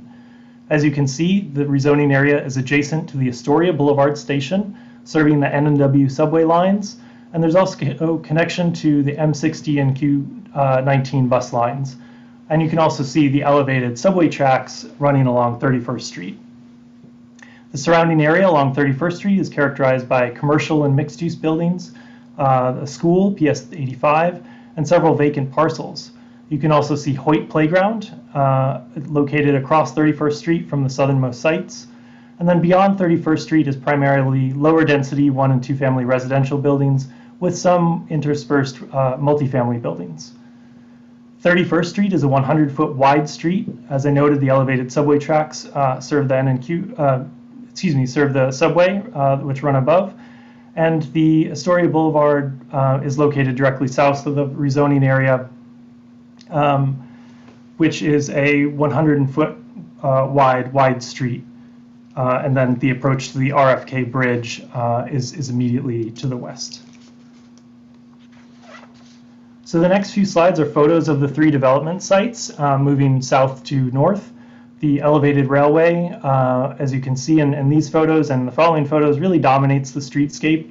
And there's currently very little active ground floor use despite being right next to the Astoria Boulevard station. As you know, essentially once you're off the train, there are a few local or retail service uses on this portion of 31st Street. This area lacks the type of local retail that you would expect to find concentrated around a transit resource like the Astoria Boulevard station. So these are additional images around the southernmost site, development site 1. It's located at the northeastern corner of the intersection of 31st Street and Astoria Boulevard. As I noted, it's approximately 10,000 square feet, and it's a flag-shaped corner lot with approximately 157 feet of frontage on Astoria Boulevard. It also has 100 feet of frontage on 31st Street and 90 feet of frontage on 24th Road. It's currently improved with a 1-story commercial building occupied by the Neptune Diner and its unenclosed parking lot. So moving forward to the second development site, it's just north across 24th Road. It consists of a single 29,638 square foot tax lot. It's an L-shaped corner, interior, and through lot with 90 feet of frontage on 24th Road and 275 feet of frontage on 31st Street. This is the largest of the 3 development sites and has the most significant presence in terms of street frontage along 31st Street. The development site is 2 is improved with a 1-story commercial building, which is occupied by a Staples retail store and its unenclosed parking lot to the north. Here's some additional photographs of development site 2. And then finally moving to the northernmost site, development site 3, which is just north of 24th Avenue. It consists of a single 13,503 square foot tax lot. It's a vacant rectangular interior lot that's been cleared for construction. And here's some additional photographs of that site. So this slide shows the proposed rezoning area on the current tax map on the left-hand side of the screen and on the proposed tax map on the right-hand side of the screen, which in the right-hand side of the screen shows the proposed C45X and C43 zoning stretching along the east side of 31st Street, essentially from Hoyt Avenue north and Astoria Boulevard to 200 feet north of 24th Avenue to encompass all 3 development sites. We'll get into more detail at the end of the presentation, but the current C43 zoning district, as I noted initially, provides a commercial FAR of 3.4 and up to 4.8 FAR for mixed buildings with that include community facility use. Residential development is permitted at 2.43 FAR for height factor buildings or 3.0 for quality housing buildings. And I'll just move forward into the proposed developments. So moving back to the southernmost development site, proposed development 1, the rezoning would facilitate the development of an 11-story mixed-use building with a total of about 60,000 square feet of floor area. This would be located entirely within the proposed C45X zoning district. This building would contain 51 residential units, 13 of which would be permanently income restricted under MIH option 1. The building also provides commercial floor area just shy of 11,000 square feet, as well as about 3,000 square feet set aside as community facility floor area that's intended for a daycare center use. As you can see, the unit distribution is shown in the chart on the bottom of the screen. That's again 51 total units, 13 of which would be permanently income restricted under MIH option 1, and well over half of the units would be 2 and 3 bedroom units. So this site plan shows that a DOT loading area would be provided at the development site. It's outlined and shaded in red on 31st Street. The architect has worked with DOT to establish several loading areas throughout Queens in different developments, and plans to do so here to facilitate loading into this building. So the next few slides are illustrative renderings of the proposed development. You can see how the building at the ground floor will contain active ground floor uses to really bring some new retail and commercial activity to the 31st Street adjacent to the entrances to the Astoria Boulevard station. And a rendering from the rear. And then this is a breakdown of the mandatory inclusionary housing units that would be provided in this development. 13 would be provided under MIH option 1. And the breakdown we're proposing is 5 units at 40% AMI, 5 units at 60% AMI, and 3 units at 80% AMI. So all these rents that are shown and the corresponding income limits are based on HPD's most recent 2021 rent and income limits, and correspond with the local and community district-wide AMIs. So moving northward to the second development site. The proposed development on development site 2 is a 12-story building. This was initially proposed as a 14-story building. The architect has redesigned the building to be lower while maintaining the same number of units, 161, 40 of which would be permanently income restricted under MIH. This building has because it has it's the largest site and has the largest footprint on the ground floor, would provide just over 14,000 square feet of commercial floor area for new local retail and service uses, and then approximately 39,062 square feet of community facility floor area that would be used for senior programming. This building, the unit distribution is also shown in a chart on the bottom of the screen, with a mix of studios 1s, 2s, and 3s. We'll note approximately just over half of the units are 2 and 3 bedroom units, making up that 161 total, with 40 as permanently income restricted under MIH option 1. So this slide here is a first floor plan showing the proposed development. 31st Street is on the north and 24th Road is on the left-hand side of the screen. A few things that I'll note here are that the retail footprint is concentrated towards the southern edge of the site along 24th Road and 31st Street, closer to the train, with the senior center positioned at the northern edge of the site, and parking on or access to parking on the northernmost edge of the site. There would also be a loading berth within the building provided between the retail and community facility space. And we'll also note that the building is set back along its rear lot line approximately, or not approximately, but 8 feet from that rear lot line. So the current Staples building is actually built to the rear lot line. This would replace that structure and move it away from that rear lot line, providing an 8-foot side yard between the edge of the building and the rear lot line. So the next few slides are renderings showing the proposed development. As you can see, again, activating the 31st Street streetscape, a real difference from the existing essentially blank wall that Staples provides, as well as the fenced in parking area with new active local retail, as well as that community facility use. Here's some views from the streetscape, and then a view from the rear of the site, as was requested at our previous meeting, showing that the building from 24th Road and the context of the existing lower density buildings that line 32nd Street.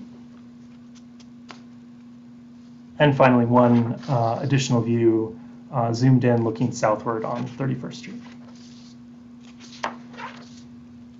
Oh, sorry, there's one more, I apologize.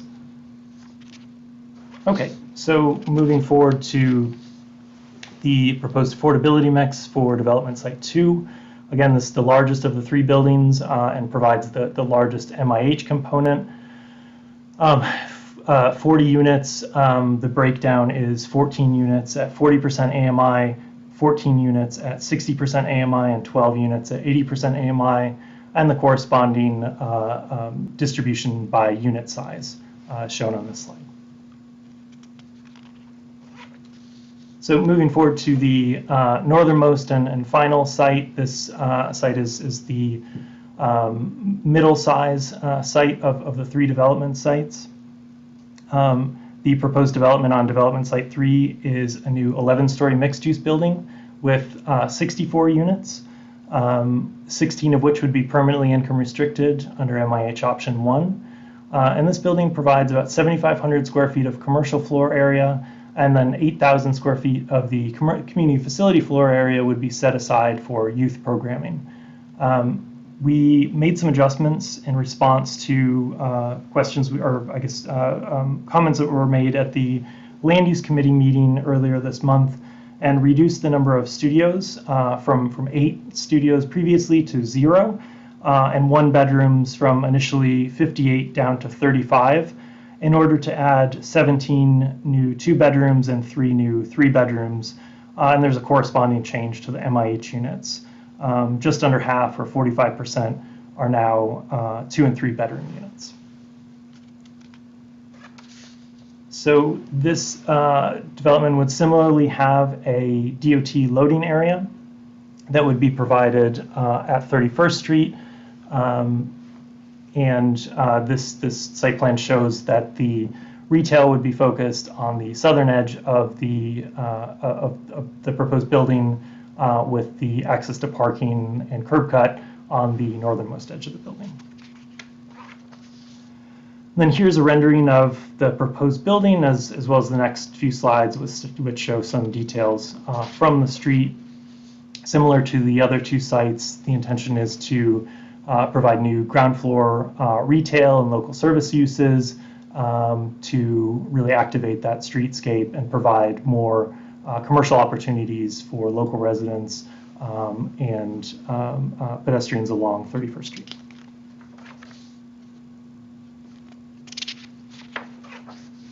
Here is the breakdown for development site 3. This building would provide 16 units under MIH option 1, 5 of which would be permanently income restricted at 40% of AMI. And you can see the corresponding rents and income limits, 5 units at 60% AMI and 6 units at 80% AMI. So these next 2 slides show aerial views of the proposed 3 buildings within the context, the existing built context. Looking from the south, you can see all 3 buildings would include landscaping, essentially green roofs on each. And you can see some of the existing built context for development under the existing C43 zoning at the northern edge of the slide and at 24th Avenue. And then here we have a slide showing the 3 projects from the rear, also showing the surrounding lower density context along 32nd Street and moving eastward. You can see how the buildings provide rear yards, are set back and would be screened with landscaping. And you can also see the green roofs again in this picture. So this slide shows a combined breakdown of all 3 projects in terms of the income restricted housing that would be provided. We've noted that 67 total MIH units would be provided, and the breakdown is 26 total at 40% AMI, 25 total at 60% AMI, and 16 at 80% AMI. And I'll note that 16 units at 80% AMI is a reduction from the 21 originally proposed at 80% AMI. We, in response to the comments at the Land Use Committee hearing, not only increased the number of larger units, but decreased the number of units that were being provided at 80% AMI, focusing on the very low and low income bands of 40 and 60% AMI. As I noted I think in the first slide, we're partnering with HANIC to be the MIH administrator and to operate community facility space at development sites 2 and development site 3. Silas Levitt, the housing development coordinator, will take over for the next few slides to discuss HANIC's involvement in the project. If Silas Levitt could be allowed to speak, I'll still maintain the slideshow on my screen. What was the name of that? It's Silas Levitt. Oh, hi. Thanks, Silas. Hello, my name is Silas Levitt. I'm the Housing Development Coordinator for HANAC. I'm here with Stacy Bliagos, our Executive Director, and Richard Winslow, our Director of Property Management. I'm just going to start out by providing some basic information about HANAC.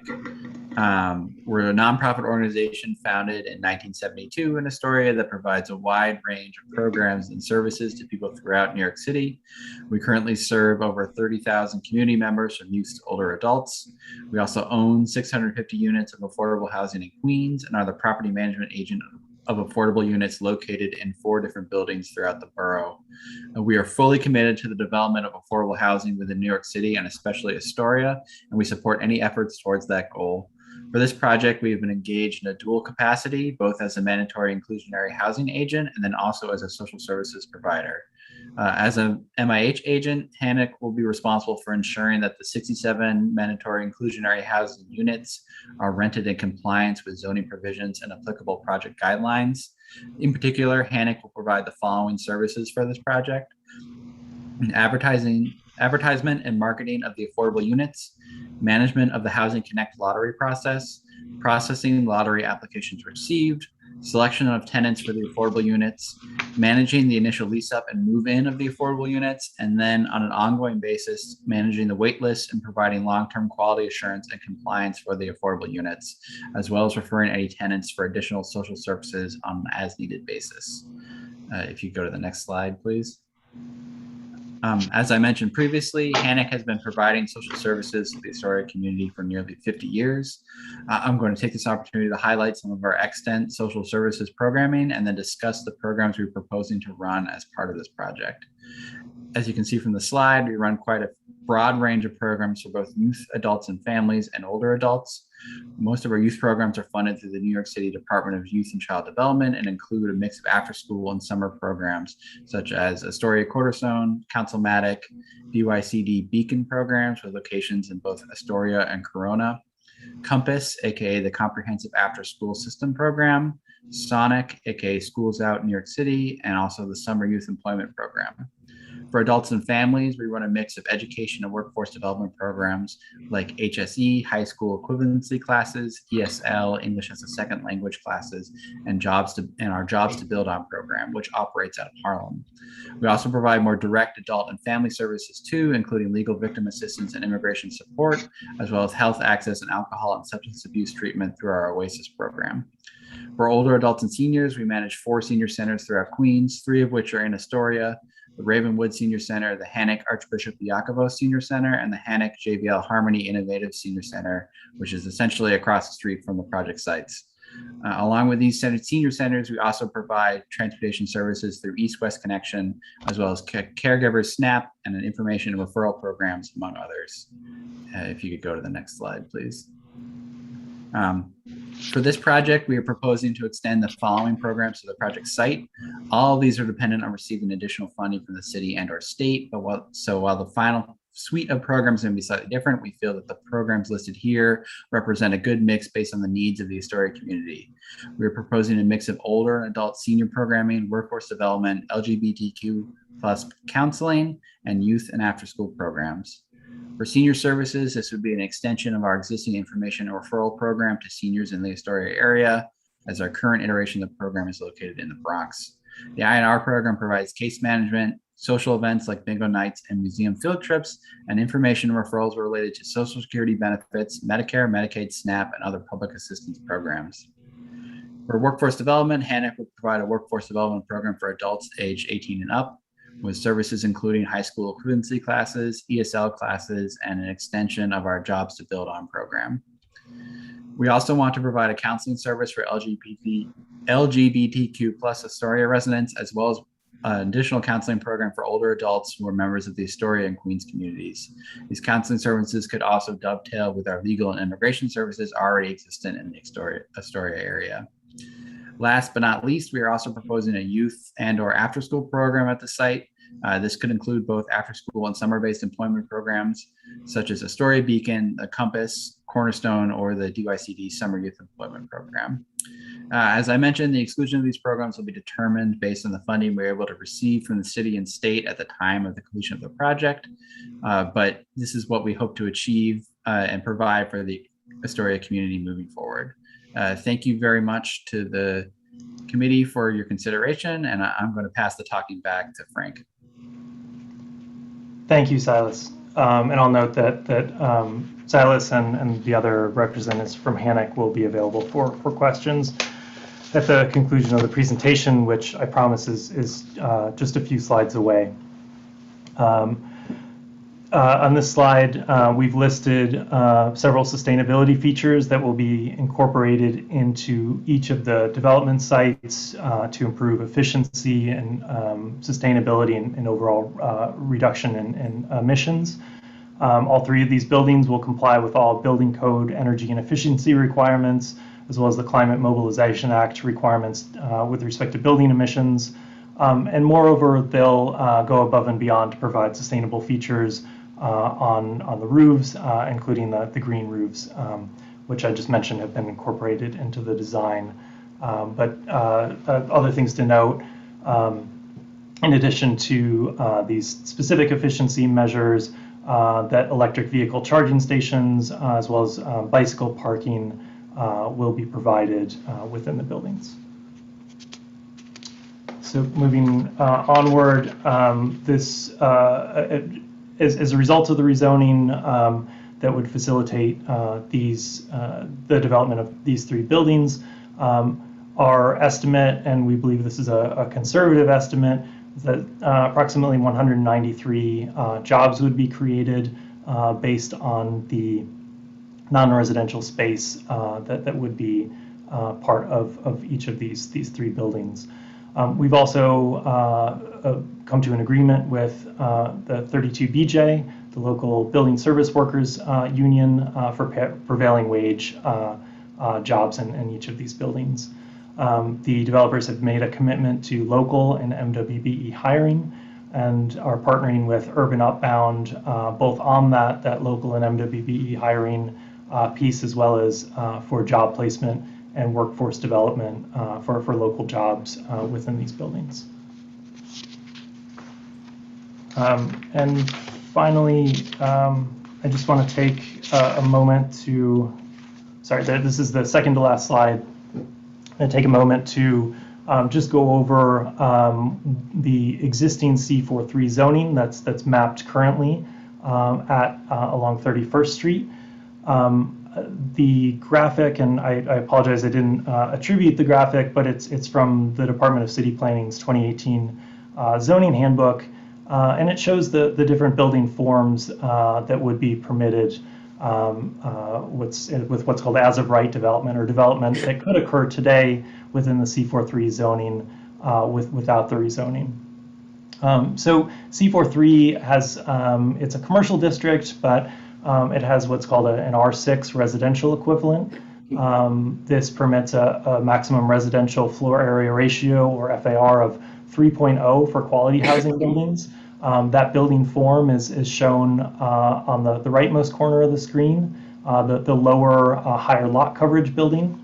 And in contrast, the maximum residential floor area ratio, or FAR, is 2.43 under height factor regulations. So a slightly lower maximum FAR under height factor, but a different building form. That's the middle building shown. And both in the C43, there's a maximum community facility FAR of 4.8 and a maximum commercial FAR of 3.4.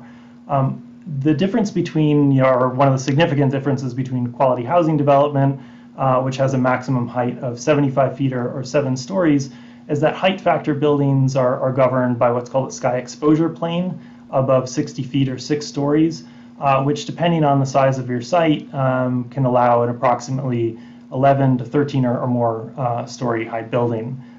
We have provided some illustrative drawings and zoning calculations at the request of the Community Board's Land Use Committee to really demonstrate what would be permitted as of right on these three sites.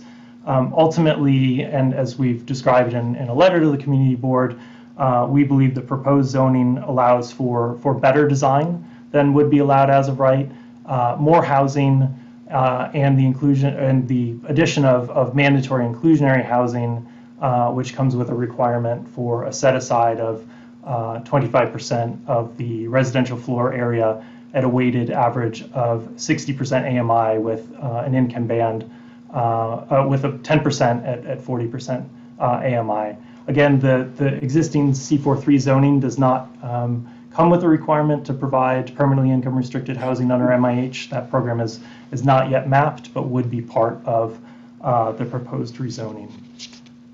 And then this is my final slide with respect to construction. We recognize that these sites abut lower density buildings, specifically along 32nd Street. The project team commits to providing engineering and construction logistics information as soon as it's available to the 32nd Street Homeowners Association, both by letter and as soon as that's available, and commits to have further in-person meetings regarding construction of these 3 sites. We've provided some of this information in a letter to the community board, and again, we'll provide further information as it's available regarding the construction-related concerns. But these bullets illustrate several commitments that the development team has made with respect to construction. We'll note that pre-construction surveys, monitoring, and access agreements are required for both as of right or construction that could happen today without the rezoning, as well as construction that would be undertaken if the rezoning were approved. Designated site safety managers or site safety coordinators are required to be present during on-site construction based on initial geotech information, as well as discussion with the engineers, and we're working to provide further information to the 32nd Street Association with respect to specific engineering concerns. We believe that no pile driving, it's not that we believe, but there will be no pile driving at any of these 3 sites, and any piles would be drilled rather than driven. No overtime work is anticipated. However, we note that this is only permitted on later in the weekdays and on weekends by variance from the Department of Buildings. The construction sites are all required to have a construction noise mitigation plan, as well as a construction dust mitigation plan. And each of the development sites is bound by, or will be bound by, a restrictive declaration. If the rezoning is approved, these will be recorded against each of the sites and will run with the land for additional construction noise and construction air quality protections that the owners have agreed to sort of further ensure that there will be no impact related to construction on neighboring properties. That concludes our presentation. Thank you for your patience. I'm going to take down my screen, take a breath, and myself and the rest of the development team are happy to answer any questions, which I'm sure there's many. Thank you, Mr. Sanchak. First, we'll turn this over to Elizabeth and Jerry, and then we will go to the board members with questions, and then the public. I see there are many people who wish to speak on this issue.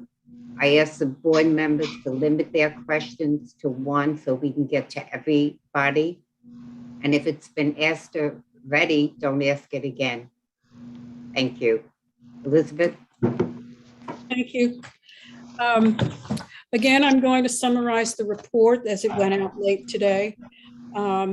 As you know, the action before the community board tonight is to rezone approximately 20 lots on the east side of 31st Street between Astoria Boulevard North and 200 feet north of 24th Avenue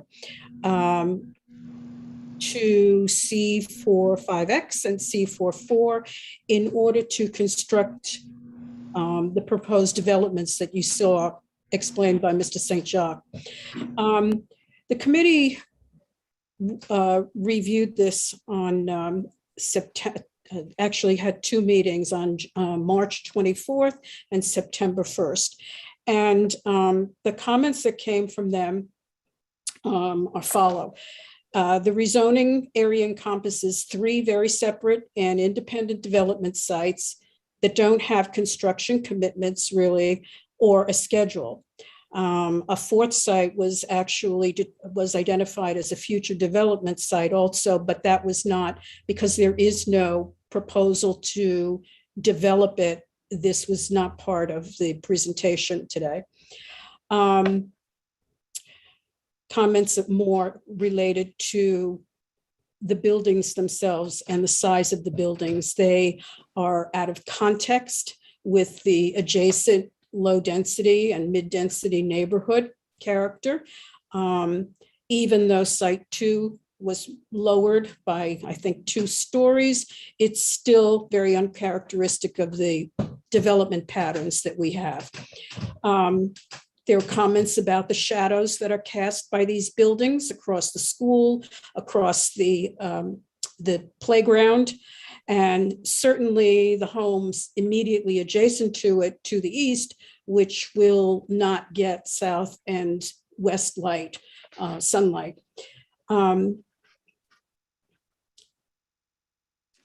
Some of us did not think that there was really a planning rationale for increasing density and maximum height here, because we have a history along the 31st Street corridor, as all of you see going back and forth on the train, that there is a lot of new development under the existing zoning, under the zoning that went into effect in 2010. I did have the data on that, but it's not at my disposal right now. It's not at my fingertips. Shadows, the program for the community space was vague, except for a youth center, a senior center, and a daycare center. We don't know. Let's just leave it at that. The gentleman responded, the applicant responded to comments about small number of bedrooms that exclude families and children. The projected rents for MIH are still relatively high and don't accommodate families who are already rent burdened. Let's see. Some would like to see a higher percentage, not the minimum percentage that's required, but a higher percentage of the residential floor area be dedicated to affordable MIH houses, apartments. And the question was, what are you going to do about subway accessibility also now that we have a new zoning text, or will soon, that deals with adjacent developments next to transit lines. There were also comments about trying to seek additional financing that would subsidize some more units in the developments, providing off-street delivery areas, which you see was provided. The question about the fact that the senior center is so close to the Hannock building, which is diagonally across, when other areas of the community district don't have any other senior center.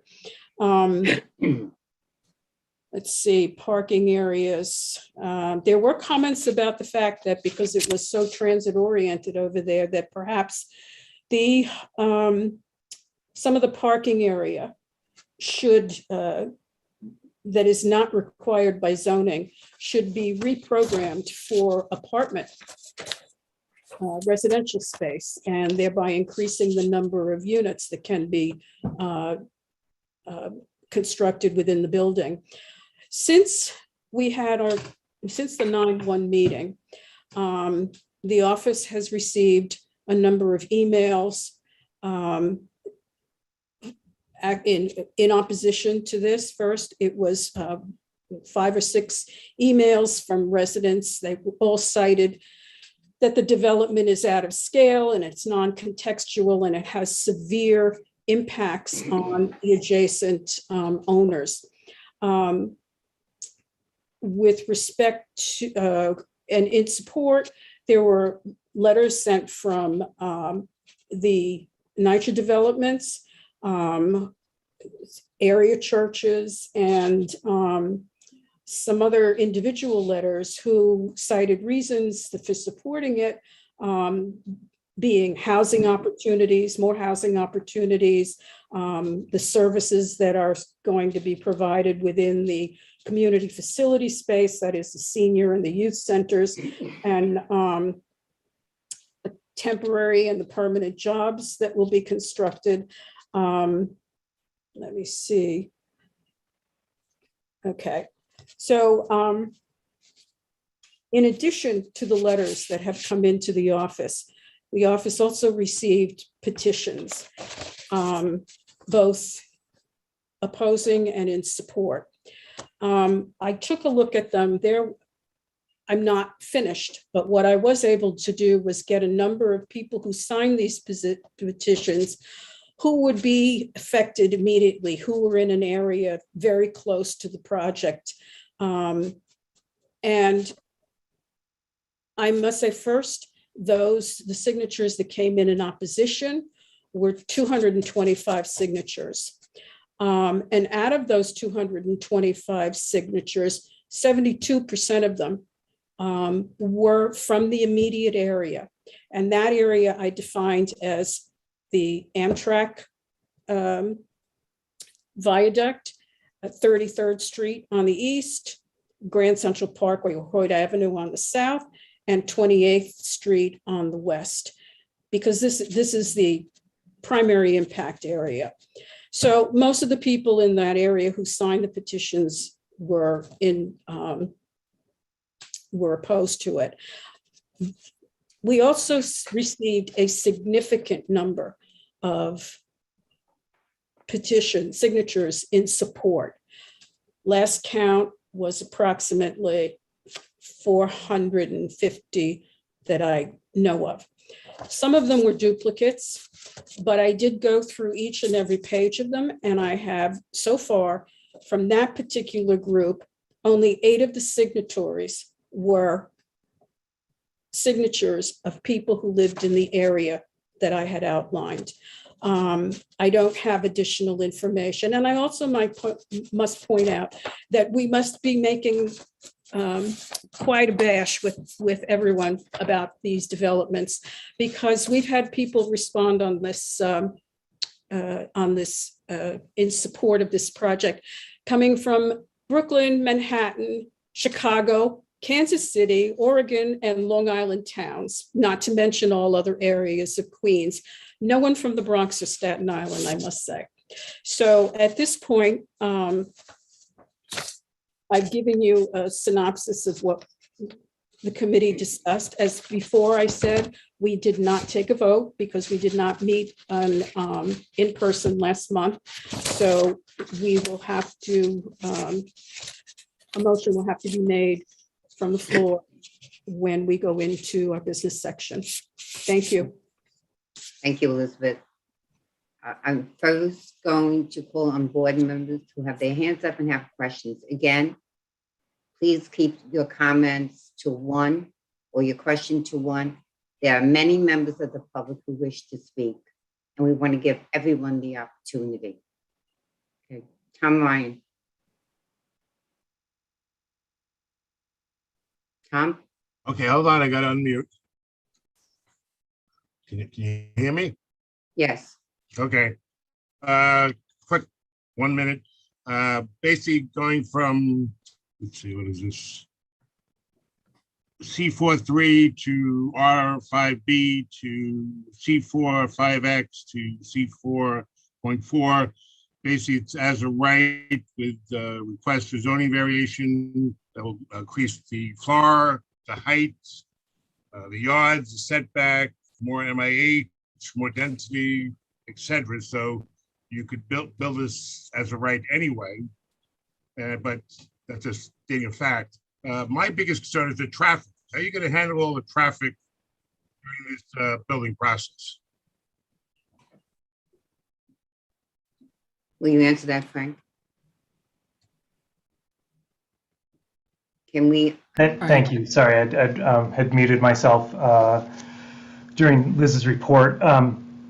So we have members of Philip Abib and Associates who conducted a full traffic study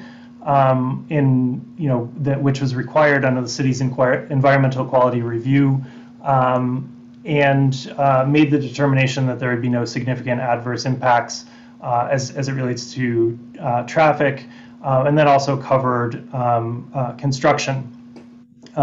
It's a very detailed document. I'm happy to defer to folks from Philip Habib who are on on tonight's meeting with respect to specific technical questions.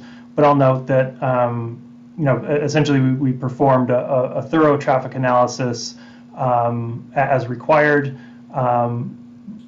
evaluating potential significant adverse impacts on the surrounding area due to development at these sites, as well as an additional fourth projected site, and a determination was made that there would be no significant adverse impacts. So I'll note Brian Richards. Can I just add one thing? Yeah, absolutely. Brian is our technical expert from PHA.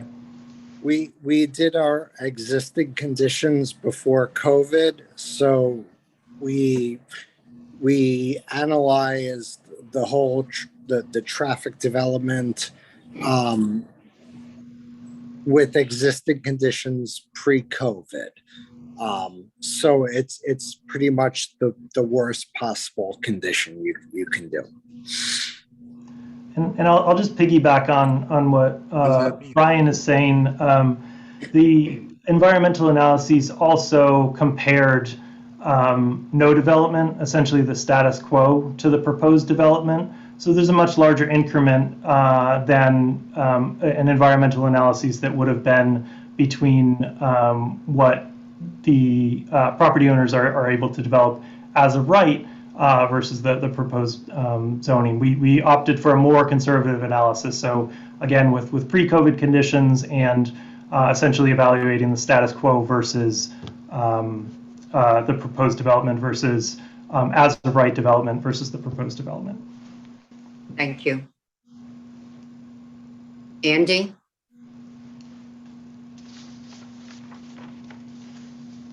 Go ahead, Andy. Okay. Sorry, I was having trouble unmuting. Thank you, everyone, for sticking with us for so long. I do have several questions, but in interest of listening to Marie, I will keep it to one and probably post a couple of them later. Since this zoning change request is for 3 non-connected properties, if the zoning change does go through, that means any of the other buildings that are not part of this project now can then build as of right to the same level. Is that correct? That's correct. So one thing that the environmental analysis did is evaluate other potential, the term of, I guess it's not the term of art, but the term of art is projected or potential development sites. They're also called soft sites.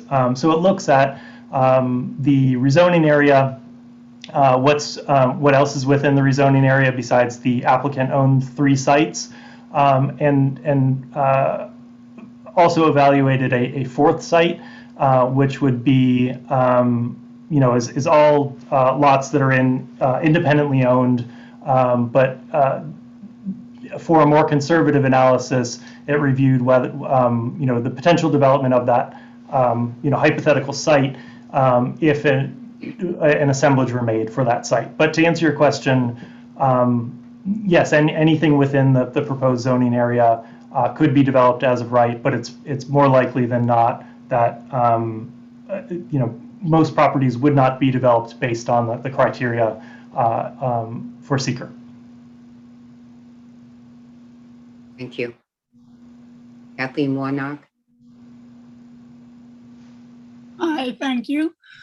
First of all, I want to express that I am very much against this rezoning, and I'm going to urge my fellow board members to vote against it as well, in part because after 16 to 18 months of the pandemic, I think that we are aware that there's a sea change, and we do need senior centers and youth centers and LGB centers and affordable housing, but we don't need them as sweeteners in a deal for high-rise luxury apartment rentals. Those people left. The population of Astoria went down when a lot of people in the high-end buildings left. So I am not really anxious for the city to be biblical about it, sell our birthright for a mess of pottage, with 3 extremely ugly buildings that look like they were dropped in from a high-end suburb in Connecticut.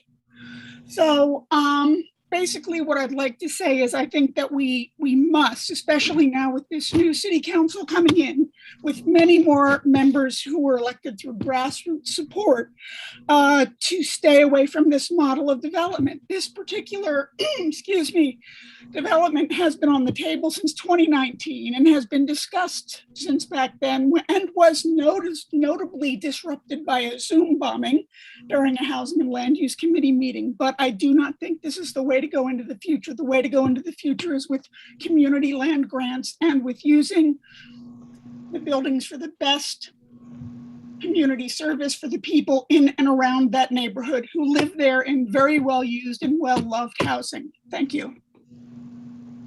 Thank you. Gino Panagoulias.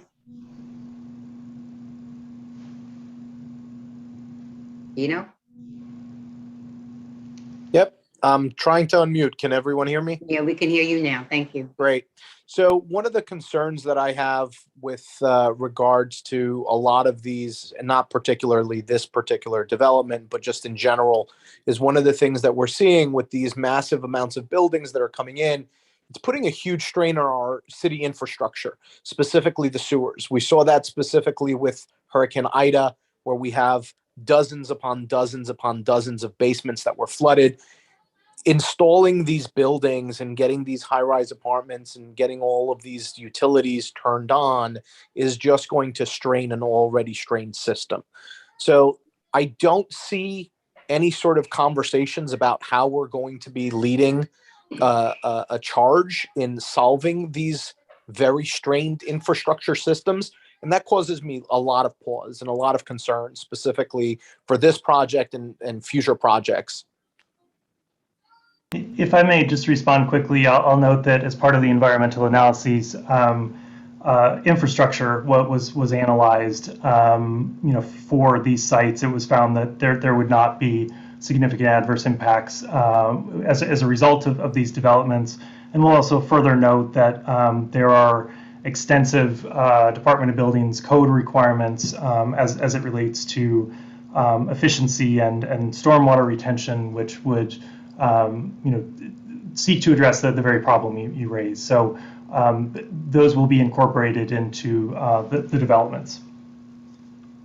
I will continue to note that the as of right development is permissible today within the current C43 zoning. We've provided illustrative drawings showing what the owners could build today without the rezoning, but again, really want to urge the community board to look at this qualitatively in terms of the added benefits that come from their proposed rezoning, including income restricted housing and the community facility use.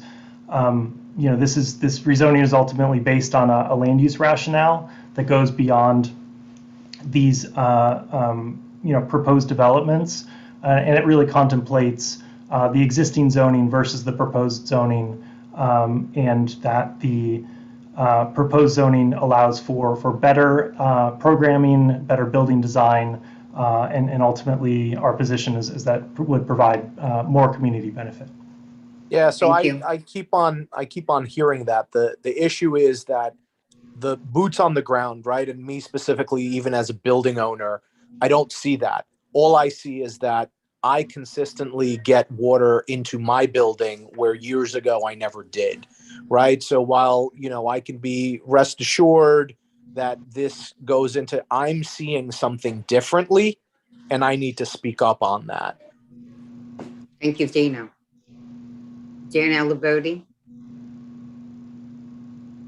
Yeah, good evening. Who owns these three properties? And the other part of my question is, what will happen with these two major businesses that are there, and that is the Staples and the Neptune restaurant? What will happen to those two businesses, and who owns the property that's being developed? Sure. So this application actually has three applicants representing the three owners of the three development sites. The southernmost site is owned by 32 Neptune LLC. The second is owned, and I'll provide more detail in a moment. I know these are corporate names. There are representatives. I'm sorry, Frank, perhaps you could put them in the chat. I'm sorry? Perhaps you could put them in the chat, the names.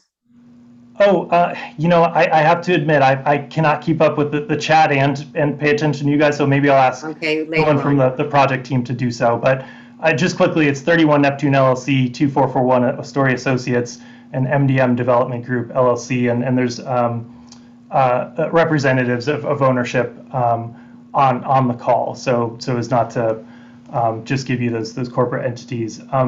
With respect to the current commercial use at the development site 1, that's the Neptune Diner. The diner has recently opened another location in Bayside, and that the owners of the site have had ongoing conversation with the ownership of the Neptune Diner, and they're open to, the property owners are open to the Neptune Diner being included in the proposed development. Obviously, it's several years out from construction, so that would represent a disruption in their business. But that conversation is ongoing. With respect to Staples, the retail or the commercial use that's contemplated in that building is more local oriented. And we don't really see a place for a bigger box store like Staples in that building. So that business will be replaced by smaller, more local retail uses. Thank you. Effie Hansopoulos. Thank you. Okay. I have a bunch of questions, but I guess I'll just stick to one, Marie, since that's all we can do. Right now, until the public has an opportunity. So is the developers pursuing a 421A, which would provide them with decades of tax breaks? Are they applying for that? So the 421A Affordable New York tax abatement is sunsetting next year. The intention is that they will, assuming that the rezoning is approved, that's a big assumption at this point, but if they're able to vest and apply for the current 421A tax abatement program, they will do so. If the program changes before they're able to apply for the current program, they'll have to evaluate whether or not the new program, which we don't know whether or not 421A will be extended, and if it is, what form it will be in. We'll have to, or the owners will have to make that business decision about what the new program would entail. So my issue is that the MIH housing, because you're averaging at the 60% MI, those units are kind of cross subsidizing one another, in addition to the 75% of these wildly expensive market rate apartments. We're talking, studios for how many thousands of dollars, 3 bedrooms that are probably going to go $6,000 or $7,000. And yet the developers are going to apply, and I'm sure they're going to receive the 421A, which is giving them additional profit because they're not going to be paying taxes and not paying into the very infrastructure that we need to fix our sewers and to fix all of that. And the developers are not offering any more than the bare minimum of the affordable housing that's required by law. And I think that's hugely problematic when you're having a development of this scale with the potential to further fuel gentrification, which has been happening in this community because of the building of luxury apartments that we've had. So, the developers have to do better. They're asking for a lot. They're going to make a lot more money. And that's why they haven't been built, even though this was rezoned in 2010. They had 11 years to build as of right, and they haven't because they know that they can make so much more money through this rezoning. So the community needs to get more. We need more truly affordable housing for people, and 25% just doesn't cut it in my view. Thank you. Richard Guzami. Hello. Okay, I'm going to come from a slightly different point of view here, but when this zoning was done in 2010, it was contextual zoning, and one of the main components or concepts behind this was, to build up around large streets and near transportation hubs. This is a transportation hub. Regardless of what happens, whether it's as of right or in this particular case, it's going to be developed, and it's going to be developed out of context with those buildings on 32nd Street. We're not going to stop that. So at least if there's only a couple stories difference in height between as of right and what these guys are proposing, in response, we're getting some MIH. Also, in general, in terms of market rate apartments, I firmly believe supply and demand controls rents better than anything else. I think this recent pandemic established that. When everybody left town, supply dwarfed demand around here and rents tumbled. So this is a perfect example of what's happening here. If in fact you want to stop development like this, the one area of New York that was successful in doing that was in West Village, and that resulted in some of the most expensive properties in the whole city, in the whole tri-state area. One thing I would say, though, is that I think, and I've been pushing for these facilities and these buildings to go on site with sewage and with energy generation, sustainable energy generation. This needs to be a part of everything that's built now, because before, when they discussed about the sewage lines and infrastructure, it's a huge problem. And I think that it is the responsibility of all these developers to do what they can to take pressures off of the city's infrastructure. Thank you. Thank you. Amin? My question is, are you starting all these three projects at the same time? And what's going to happen with the residents, and how we're going to handle the traffic there? It's already the Astoria Boulevard traffic is worse from the beginning, and we've been talking about it. We had a meeting with the DOT and all others. We didn't get any result. There was no improvement. And at the same time, if you start this project there, so it's going to be worse. You just said that you did the assessment, but I don't believe there's a good the conclusion that you gave is true. It is not reflecting that the real situation there, that what's going on that area. Thank you. Thank you, Amin. Okay, Dominic Stiller.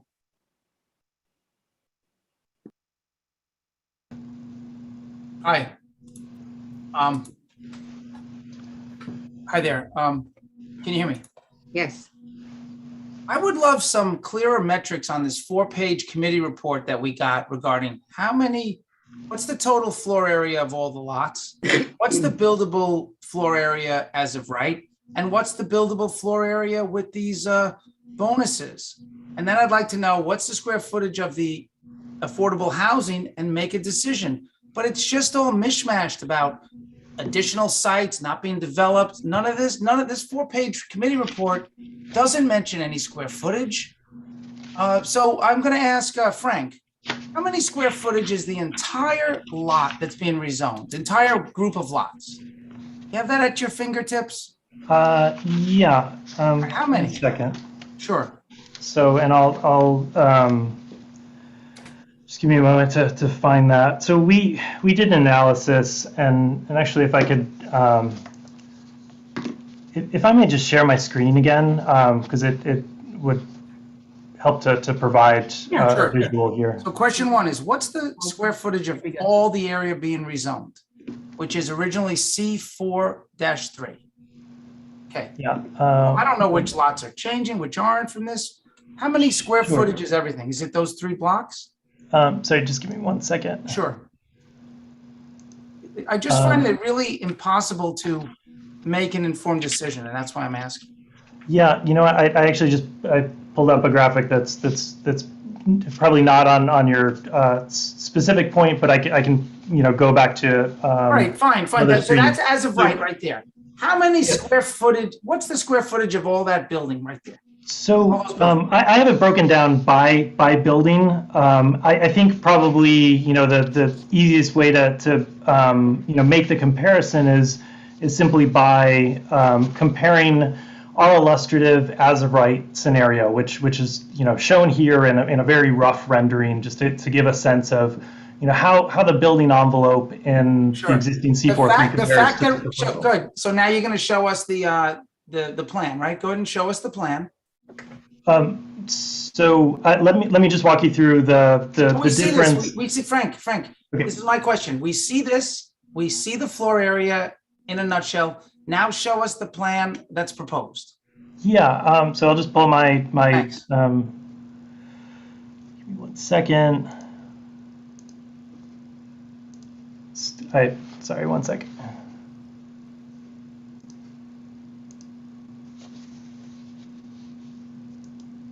I'm trying to compare the affordable housing versus the bonus. Is that clear, Frank? Yes. Yeah. If you just give me a moment. So I'm certainly not trying to give you trouble. No, I get it. Look, what we want to do is ultimately convey here. So I'll go back. If you could keep that isometric up. Yeah. So let me go back one more, and then I'll come back to that. So here's the proposed rezoning area. It's essentially from the mid block, 200 feet north of 24th Avenue, along the east side of 31st Street, and then it captures the entire block between 24th Road and Hoyt Avenue North, or Astoria Boulevard. So that's the entirety of the rezoning area. Do you have a number? Do you have a number of the square footage of that? Not in front of me. I know that's if someone from the team has that from the environmental assessment and wants to chime in, please do so. I just don't have that in front because of me. Because my vote is contingent on comparing the bonus for affordable housing. I'm sorry, the bonus for building over as of right to the affordable housing. That's my decision maker here. And it's usually easier to discern, and it's not here. And I understand that's because you've got future development, but I mean, maybe Elizabeth has a... Well, hang on. So we did provide a letter that breaks down this information, in a comparison of the current C43 district and what's permitted as of right versus the proposed development. So when I initially started sharing my screen again, I showed the as of right, which had 12-story building, an 18-story building, and another 12-story building. The letter that we provided to the committee, I guess about a week or so ago, walks through what a comparison of each site as it relates to square footage, parking, and the units. So I'll go through really quickly a comparison of as of right. You could build an 11-story building with 27 units. It means nothing. All I want to hear is square footage. It's all I want to hear. Okay. It's not fair to say 11-story building with this many units. It's just not fair. So if you give me a second, I'll read off all that information to you. I'm sorry that you don't have the letter. Because everyone, the picture we're looking at, this proposal will have high-rise buildings between those two high buildings there as of right. Correct, Frank? So let me read off the square footage for each of the as of right and the square footage. What? Can I tell you something, Frank? I may be this is up to Marie. Marie, if I'm taking too much time, let me know. Thank you for including me, since you seem to be just running away with this. Well, I can't analyze. So what would you like to have? The square footage of the area that's being rezoned. Okay, can you read that off, Frank, or is that like cumbersome? I don't have that information in front of me. Hi, I'm sorry. Excuse me, there's a team member, Frank, that wants to speak. Christina, one of your team members has Excellent. numbers. Christina's from Philip Habib's office, and I think she's reading the size of the rezoning area from the EAS. Thank you, Christina. The total of the entire rezoning area is approximately 83,000 square feet. Okay, and what's the square footage of the affordable housing in total? The square footage of the affordable housing. So for what's being proposed? Yeah. Okay, hold on a second. How many apartments is it? So it's 69 apartments. 16 apartments. So it's 83,000 square footage of land area. So what's the FAR of C4.3? That's equivalent to R5B, right? No, the C43 is an R6 equivalent, and it allows a 4.8 FAR. So 4.8, and what's the FAR you're asking for with your rezoning of, don't tell me, C4-5X? C45X allows a 5 FAR. A 5. And a C44 allows a 6.5 FAR. Okay, so I guess this is getting complicated. We need to know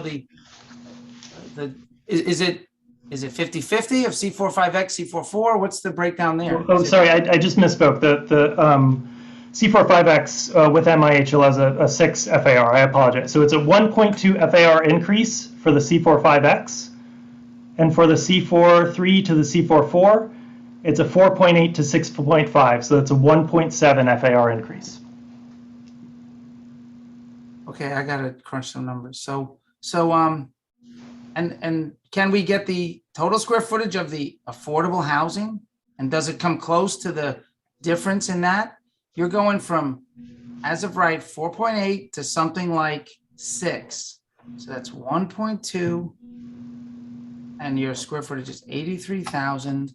I got a calculator here somewhere. Okay, I mean, really, Dominic, while you're doing these figures, I'm going to go to members of the public who've been waiting to speak on this side. Is that okay with you? Yeah, how many apartments is it? That's all I want to know. 69? 69, right? 69 affordable housing in only these lots.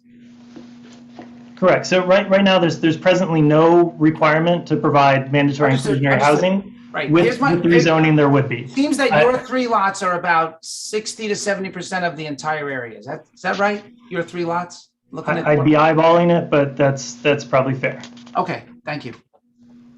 So it's 278 total apartments in those 3 developments, 67 of which would be permanently income restricted units versus no permanently income restricted units. There's considerably more housing would be allowed with the proposed rezoning. No mandatory inclusionary housing is required presently. So it's ultimately a difference. The zoning envelope is roughly the same. You still have tall buildings. I think there's just better design as well as additional community benefits that would be provided with the rezoning. And more housing in addition to more inclusionary housing, or actually providing inclusionary housing versus not. Thank you. Can you stop sharing the screen now? Oh, yeah, absolutely. Sorry. Thank you. Okay. Steve Trillibus. Okay, I'm sorry for the delay, but then. No. Thank you very much for once again giving us a platform. And I also want to thank Lawrence for setting up the meeting a couple of weeks back, even though it wasn't an official community board meeting, to at least address the concerns of the community. So being that the last meeting was not an official community board meeting, I want to take this opportunity to kind of just restate on the record. I'm representing a lot of my neighbors who I hope you'll all give the chance to speak because they're not able to access this via Zoom. They're upstairs in my living room. I hope that they all get their 2 minutes. That being said, I first want to say that I just received the response in writing from Frank St. Jacques and his firm 15 minutes before this call started. I haven't had a chance to look at it. It seemed like it was an amalgamation of 22 pages of building code and threats with regards to throwing renderings up with regards to as of right construction. That being said, I'm going to reiterate what I said on my last call, which is the main concerns of the residents of 32nd Street abutting 24th Road is the structural integrity of their buildings. These buildings were built in 1930 to 1935. There is a significant amount of damage that can go through the foundations and the utilities by the construction of this. As a matter of fact, last week, my house experienced a flooding of the sewer due to the terracotta pipes breaking due to construction equipment that was used to build the park 10 years ago on 24th Road. Also, there's a significant amount of concern with regards to the destruction of the backyards and the general quality of life. 24th Road access. 24th Road is the lifeblood of all the residents on 32nd Street. It's how we get into our homes. It's how we get out of our homes. If there's not a logistics plan that basically, allows us to continue to exit our homes and basically get to the rest of the neighborhood, that is significantly concerning. Traffic along 31st Street is already a problem. We have a 6 to 8 year project with heavy construction equipment along 31st Street. That is going to, exacerbate that issue tremendously. And we saw even with the jacking up of the Astoria Boulevard train station, what that did to traffic. It's gonna cause a significant amount of disruption, not only to the residents on 32nd Street, but also parents who have children that are on the school on the block. We talked about noise, dust, air pollution. The neighbors are elderly. Like I said, that's why they're sitting in my living room right now, because they also don't necessarily have a voice. And you're talking about senior centers and you're talking about all this stuff to help the elderly, but at the same time, I have to basically ring doorbells in my neighborhood and get them to come here, and now they're waiting 3.5 hours and they can't even speak. So it's a challenge. All right. So that being said, there's a lot of people I know. I see a lot of concerned community members that are on the call that are going to give their opinions. But this is something that I hope that the community board votes no on. And I know if it goes to the city council, that might be a different story. But like right now, I'm hoping that the community board votes no on this. All right. Thank you very much. Steve, excuse me. Are these people in your house, the seniors? What name are they under? There's 2 iPads named Ada Paniagua. We have 3 residents that are neighbors that are sitting on my couch. There's two iPads under the same name of Ada. Okay, we'll call on them next. Okay, thank you. Thank you, Steve. Okay, right. Ada Paniagua. Ada, just make sure to accept the message on your iPad. Thank you. Give me a second. Let me just put the video. So, okay. So there's 3 neighbors here, and then myself who would like to say something. So I'm going to start with Maria. She has lived here for more than 60 years, and she's also been waiting here for more than 3 hours. Maria, I don't know if you can put the right here. Oh, sorry. Yeah, I got good. Okay. You can go. Okay. I would briefly like to say that I got the original papers from my house. These houses were actually built, mine says 1928. Okay. My house is also inherited to my children and my grandchildren. What is the property value going to be for us after so many years of keeping our houses up? And now we're elderly people, and if anything goes wrong with our houses, cracked walls, cracked chimneys, or whatever it may be.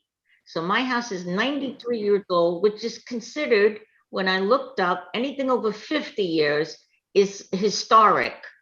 Okay, so now a 93-year-old house is gonna have to withstand new pipes and electricity that has to be done. We can't sit in our backyards, okay? We can't have our barbecues and our little, I have grandchildren have birthday parties down there, and we pay taxes, and this is what we get at the end. If you want to help the senior citizens, I suggested a supermarket. So the elderly people don't have to be crouched down and walk up to Grand Avenue to get to a Key Food. There's a little mini mart around the corner from us, but they're very expensive. And if they don't go to Key Food, they have to take their little wagons, which I'm going to take pictures of these people because I see them every day, going up to Mars Boulevard in 37th Street to Trade Fair. You think that's right for them? They want to be outside, they want to try to be active, but that is a long walk.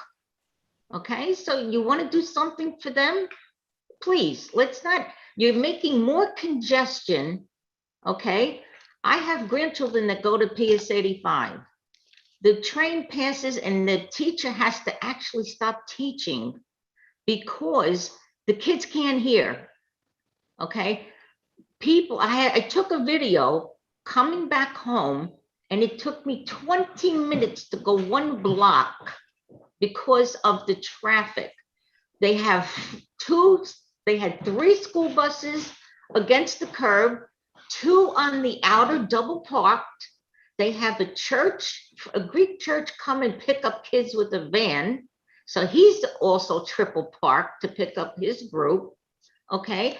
Parents are double and triple parked, and I couldn't believe that the guy actually triple parked, which made it 1 lane. So they won't be able to drop the kids off at school or pick them up. You think that's fair? You don't think these kids have been through enough that they have to endure this and noise and banging and they can't open the windows? I mean, well, it's not fair. I don't understand where you people come from. So like we put our whole life into these houses, okay? And they're gonna be worth what at the end? You don't pay our taxes. We're struggling here. If there's repairs to be done, we have to make payments for I don't know how long to try and just to upkeep our houses, okay? So now the concrete will not withstand with the pipes. We all had 2 feet of water in our basement, the whole row. And then Steve had a problem because of a terracotta pipe under his. So that is original. Okay, I have the original floor plans. And when my father bought the house, okay, I've lived here all my life and now I'm gonna lose it. What is my property value gonna be? Well, I still pay taxes. It's not fair. Thank you. Is there anyone else with you who would like to say something? Jimmy, are you gonna talk? I think you should. Yeah. Okay, so Jimmy, he's also a resident here. Hi, Jimmy. Okay, I'm Maria's husband, and one of my problems is that 24th Road is a very, very narrow street to have construction going on, for us to go up and down the street like Steve said, it's the lifeblood. 24th Road is the lifeblood to get in and out of our street, for parking, to get behind the house, to go to the doctor's office. And it's going to be unbearable to try to get to your doctor's office or just to the store and fight with these contractors to get these cement trucks out of the way so you can get someplace as an emergency or whatever you have to do. You have to go to the hospital, doctor's office, whatever. I have a funny feeling that if you're having a heart attack, you can pronounce yourself dead because you're never going to get out of here in the next 6 years once this thing starts. I think it's ridiculous. They picked the street because they got the space, but they didn't pick the street that would accommodate that type of flow of cement trucks and workers and dust and noise pollution, air pollution, cracking sidewalks, cracking backyards. And then when we go to the realtor, we go to the builder and who says, well, what are you going to do about our property? And they're going to say, sue us. You know, this is going to be norm. I don't think it's right at all. My wife has been here 60 years. I've been here 40 years. We used to fight with Scotoros and other stores that were here. We had vehicles hit by trucks and cars, 18-wheelers parked along 24th Road, where you can't get up and down the street once an 18-wheeler gets here. Thank you, Jimmy. Thank you. They should have had other plans for the street or make it wider. Thank you. Jen and Joe Moriarty. I'm sorry, we have another neighbor. Oh, another one. Okay, sorry. So- We'll be right with you. So this is Lydia. She only speaks Spanish and Italian, so I'm gonna translate for her. Bien. Lo único que quiero es responsabilidad, que tengan mucho cuidado y que cuiden lo máximo que puedan cuidar para no romper y no hacer tanto damage, ¿sí? Tanto, ¿cómo se dice? Damage. Yeah, she wants people to be careful, responsible, respectful. Cuidado. Yeah, to be careful over any damages that may arise. Also, I'd like to note that her property like faces the Staples on two sides. And so she's concerned about her walls, her properties, like the foundation, like this is a 1930s house. Yeah. O sea, eso es lo que más pido, por favor. Sí. I have headache all time. Oh yeah, she has headaches. All She time. suffers with migraines. She also has hearing problems. So like this, like the whole noise pollution, the construction is going to be a health concern for her. Thank you. Okay, now Jen and Joe Moriarty. Do you mind if I speak too? Okay, can you go after them? Sure. Are you agreeing to go after her or who's gonna go first? She is? Okay, go ahead. Okay, so I want to reiterate what they said about the access to 24th Road. This is a dead-end street, 32nd Street. The only access we have is just through 24th Road, and now they're saying that they're thinking about doing a loading dock there. So how are we going to get in or out even after the construction? This is also like to Jimmy's point, it's going to be very hard for us to get in and out from here. The traffic is going to be really bad. The parking is going to be really bad. And even some people were saying, do less parking and more apartments. That doesn't make sense. Then we're directly affected by this in our backyards. We directly face the Staples wall. So what is going to happen to our backyards, to our health, to our sanity? If this is going to be a commercial building space and they're going to put dumpsters in the back, is that going to be close to our backyard? Like, what's going to happen with that? We're going to get noise, pests, odors, things that won't be good for our health. Other sanitation concerns that we have are vibrations from the heavy machinery. As Steve spoke earlier, we had a sewage break from a terracotta pipe, and the plumber said that this is just going to get worse with heavy machinery from construction. And who's going to be responsible for this? We already had a lot of flooding problems after Ida. We had flooding problems last week. So how is this going to be addressed by the developers over this? And then just the overall effect on the neighborhood. Right now we're having some problems in this block because it's a dead end. It has a little park and people are coming here to smoke and like they get into fist fights and stuff like that. So then what's going to happen when we have more people here and this is not going to be nobody's going to take responsibility over this. Like we're going to have more crime, less access to to the supermarkets or to our streets to get in and out of here. And then to Maria's points, this is the life savings for a lot of people. And I know that some of you are saying like, oh, well, but you own houses and your property value went up. It's not the same case for everyone. Some people put their life savings here, and it's not okay to just come and say, oh, well, I'm going to do the bare minimum to get a couple of tax abatements and give a couple of affordable housing. Then let me bring in some projects for the community if the city can give us funding. So let's think about what's good for the community here. And I would ask the community board to consider voting no on this. Thank you. Thank you. Okay, now Jen and Joe, whichever. Thank you for your patience. No problem. If it pleases the chair, I'll go first and then my wife will follow me. Yes. Good evening, members of Queens Community Board 1 and fellow neighbors. My name is Joe Morielli.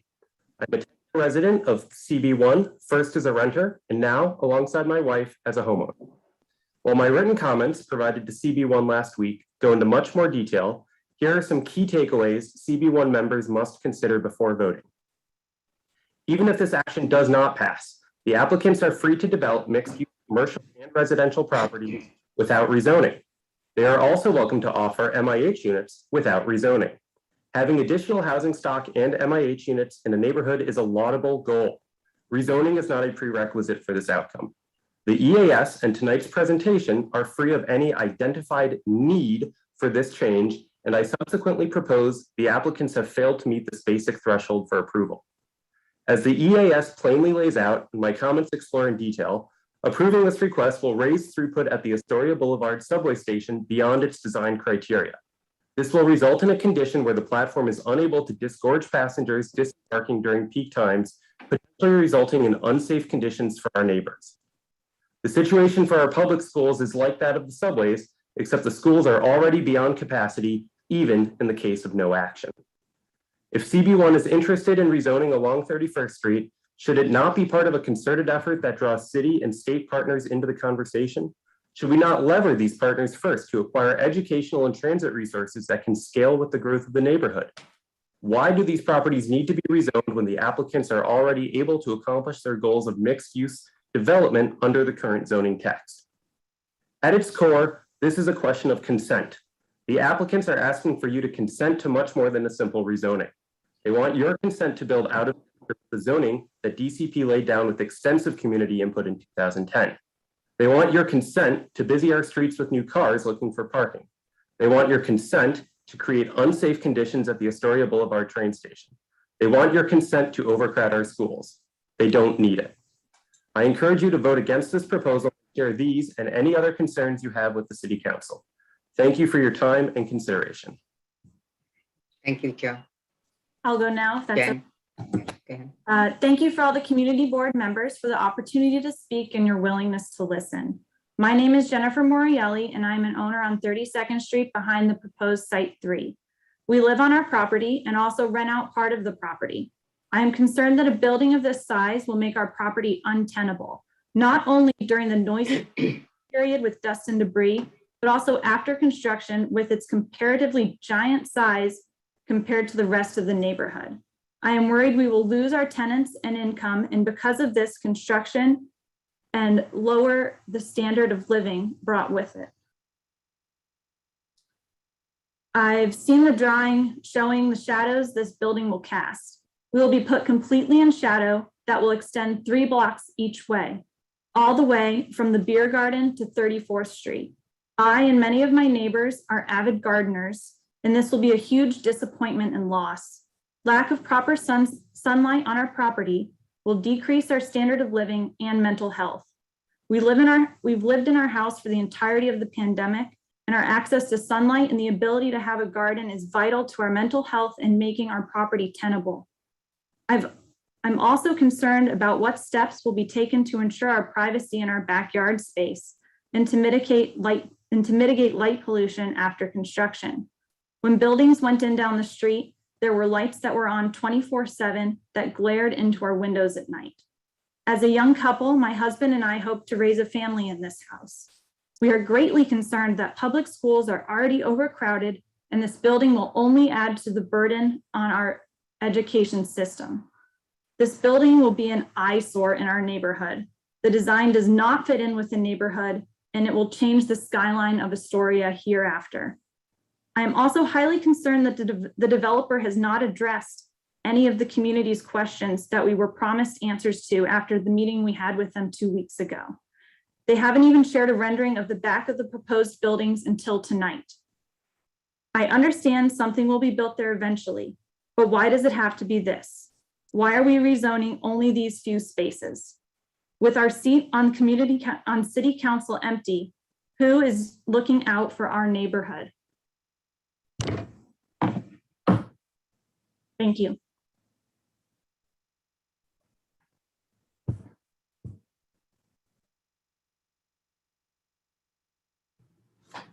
Hi, everybody. My name's Aurora, and I'm here with my partner, Matt.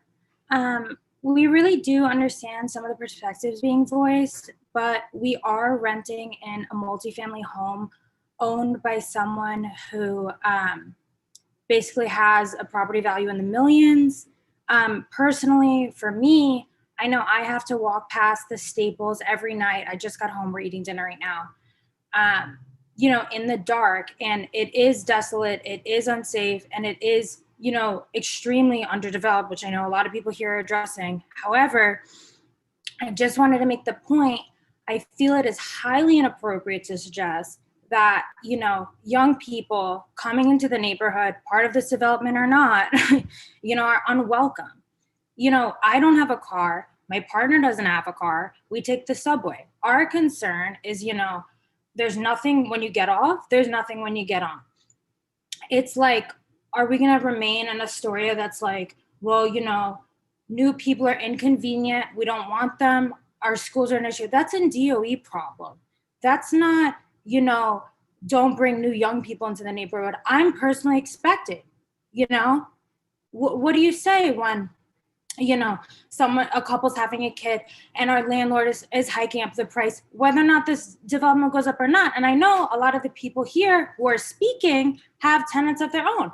So, you know, I'm just here as like an additional perspective, but it's a little ridiculous. And I just wanted to say my piece. And you know what? I hope that more community members have time to speak because a couple of people are going over their limits.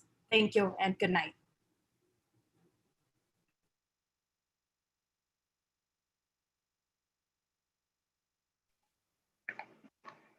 Hi, everyone. My name is Laura. Good evening.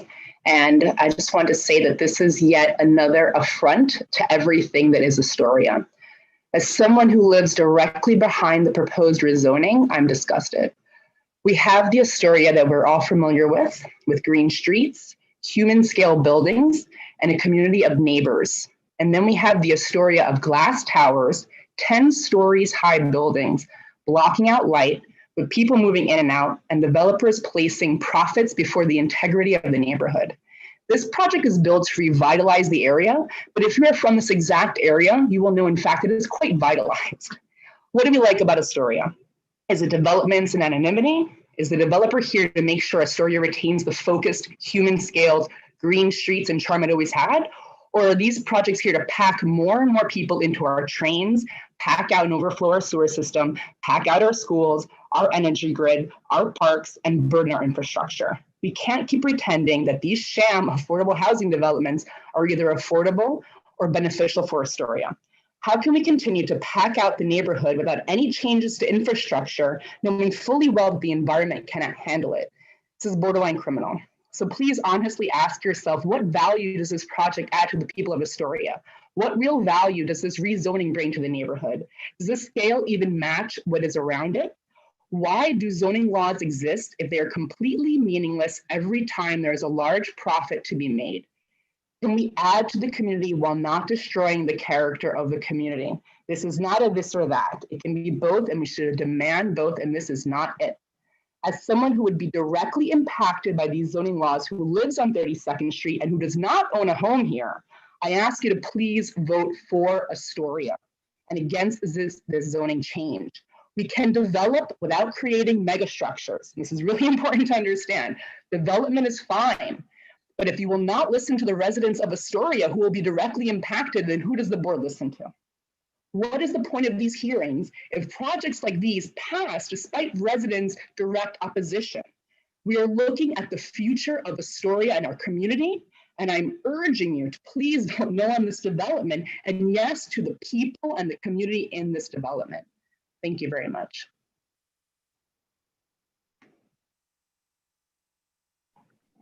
Renzo, you can speak now.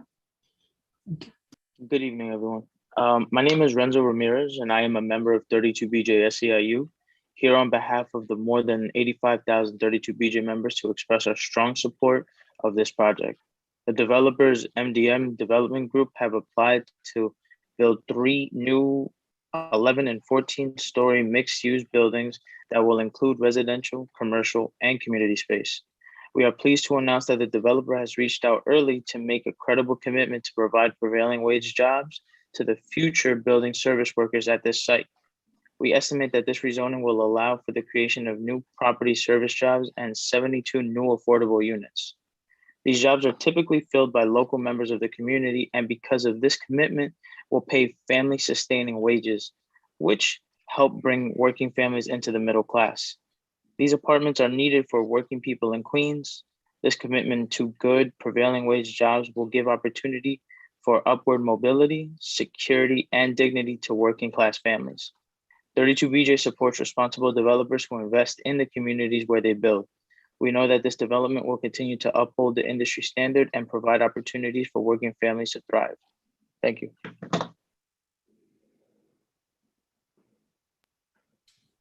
Okay, Nahid, go ahead. Can I accept the? Can you hear me? Yes, you're good. Okay. So I know that my neighbors have voiced many of the things that I wanted to mention. And there is one thing that I want you to evaluate is that the houses on 32nd Street and 24th Road are already in very close proximity to the subway. And the environmental assessment study shows that if we allow them to build these big apartments, the train will have to run more frequently, and the elevated train already exceeds the noise limit recommended for a neighborhood. This will only make it worse, and not only during the peak hour, but throughout the day, because they are making these communities community facilities. And I imagine that it will be detrimental to the houses, the neighbors near the subway, as well as the school. The students will literally not get any break peak hour or off-peak hour. The second item is, speaking of school, is that I'm a parent of kids, and I can tell you that our schools are overcrowded. I checked Department of Education and School Construction Authority's 10-year capital plan. I did not see any school planned in this neighborhood over the next 10 years. So it does not make sense for us to go ahead and keep building more housing and promise apartments for families who are trying to raise kids and then not provide them with the schools that are needed. Third is that the parking. By allowing them to use MIH, they are going to provide less parking than required by the city law. That means that we are going to get a street where there will be double park, triple park car. People will not be parked. People will probably end up getting frustrated and park in the fire hydrant because there is no place to park currently, and it will only get worse. And you cannot allow them to build these houses and expect that close to the subway means these people are not going to own car. We cannot stop people from owning cars, regardless of where they're going to park it. And lastly, I will finish up by saying that the traffic currently is bad, and the construction is going to bring in hundreds of workers who will be driving in here, as well as 20 trucks for their construction deliveries. And also the EAS mentions that if we are going to build a 14-floor building, they will get variance permit from the building department for weekend work. Well, while this is legal, it is not going to be enjoyable for us who live in that area to deal with construction worker 7 days a week, including weekend, and not get any break from this. I want to finish by saying that please do not approve this rezoning. If they want to build, it is okay, but they have to maintain what other developers are doing, build within the limits, and provide us the safety and the mental peace that we deserve. Thank you. Okay, thanks for waiting, Gilbert. You should be able to speak now. Just accept. Yep. Thank you so much. I am Pastor Gilbert Pickett Sr., and along with my colleagues, Pastor Mason of Astoria Community Church and Pastor Crawford Henson of Friendship Baptist Church in Astoria, that had to leave due to services this evening. But we all are in agreement that affordable housing is definitely hard to come by in the northern and in the western Queens area. But besides the affordable housing piece to this, many are failing to look at the senior citizens center, the youth center, and the pre-K program, and the jobs that will be made available.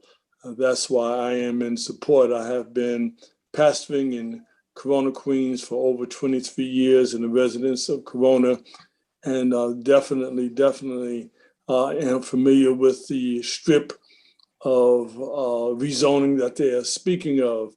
And when it comes down to safety, when it comes down to affordable housing, which is hard to come by, and when it comes down to the other programs that are being made available, me and my colleagues, we are in support of this program. I hope and pray that you do approve this rezoning on 31st Street. Thank you so much.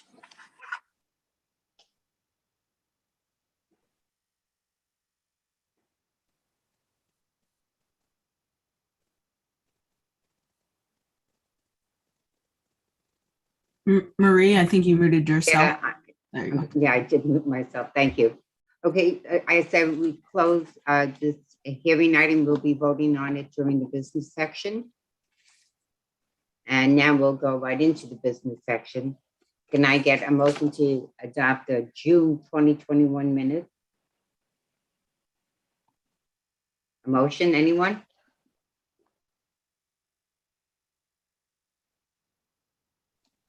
Oh, I see. Everybody's muted. Hello. Jean Marie D'Oliva is raising her hand. Okay. Jean Marie, I'll unmute you. Jean Marie and Amin. Okay, my head. thank you.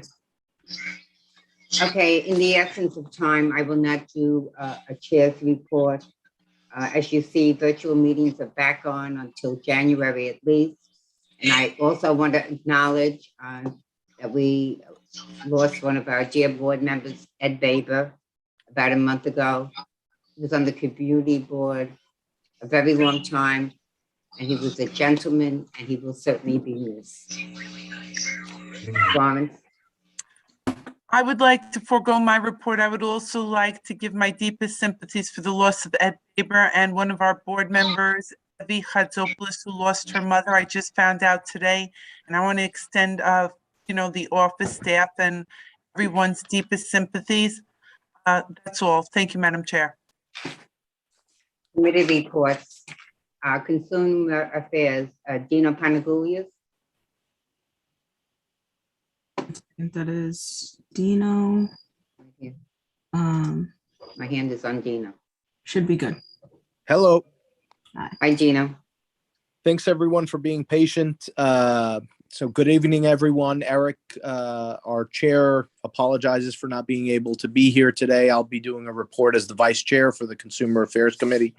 If everyone has been able to review the Consumer Affairs spreadsheet that was sent to you by Florence, the entities with which we agreed to stipulations are marked, and we are asking for a motion to approve CB1 stipulations. I now move to that we approve the licenses and stipulations listed on those spreadsheets. Seeing Tom Ryan's hand, is there a second? Yes. Yeah, you're unmuted. Jean Marie Dialiva, second. Tom and Jean Marie. Anyone object? Okay, motion carries. Thank you, Dina. Thank you. Environmental protection, Antonella Di Severio. You're muted, Antonella. Can we unmute Antonella? Thank you. Yes. She disappeared. Oh, there she is. She disappeared for a moment. Hold on. Got it. We'll try. Antonella, we're clicking on. There you go. All right. Okay, good. All right. Just an update on Astoria, on the Astoria Houses Promenade. Joe from the Borough President's Office, Florence, Army members of Army Corps, Mohammed Ayub from Parks, and we did a walkthrough of the site to determine what was causing the sinkhole, and for Army Corps to also evaluate the site. Progress is being made on the repairs. I think the people at Astoria Houses is going to be really pleased, or they're going to be pleased to see all of the updates that is happening. They replaced the coping, the seawall perimeter is being fixed.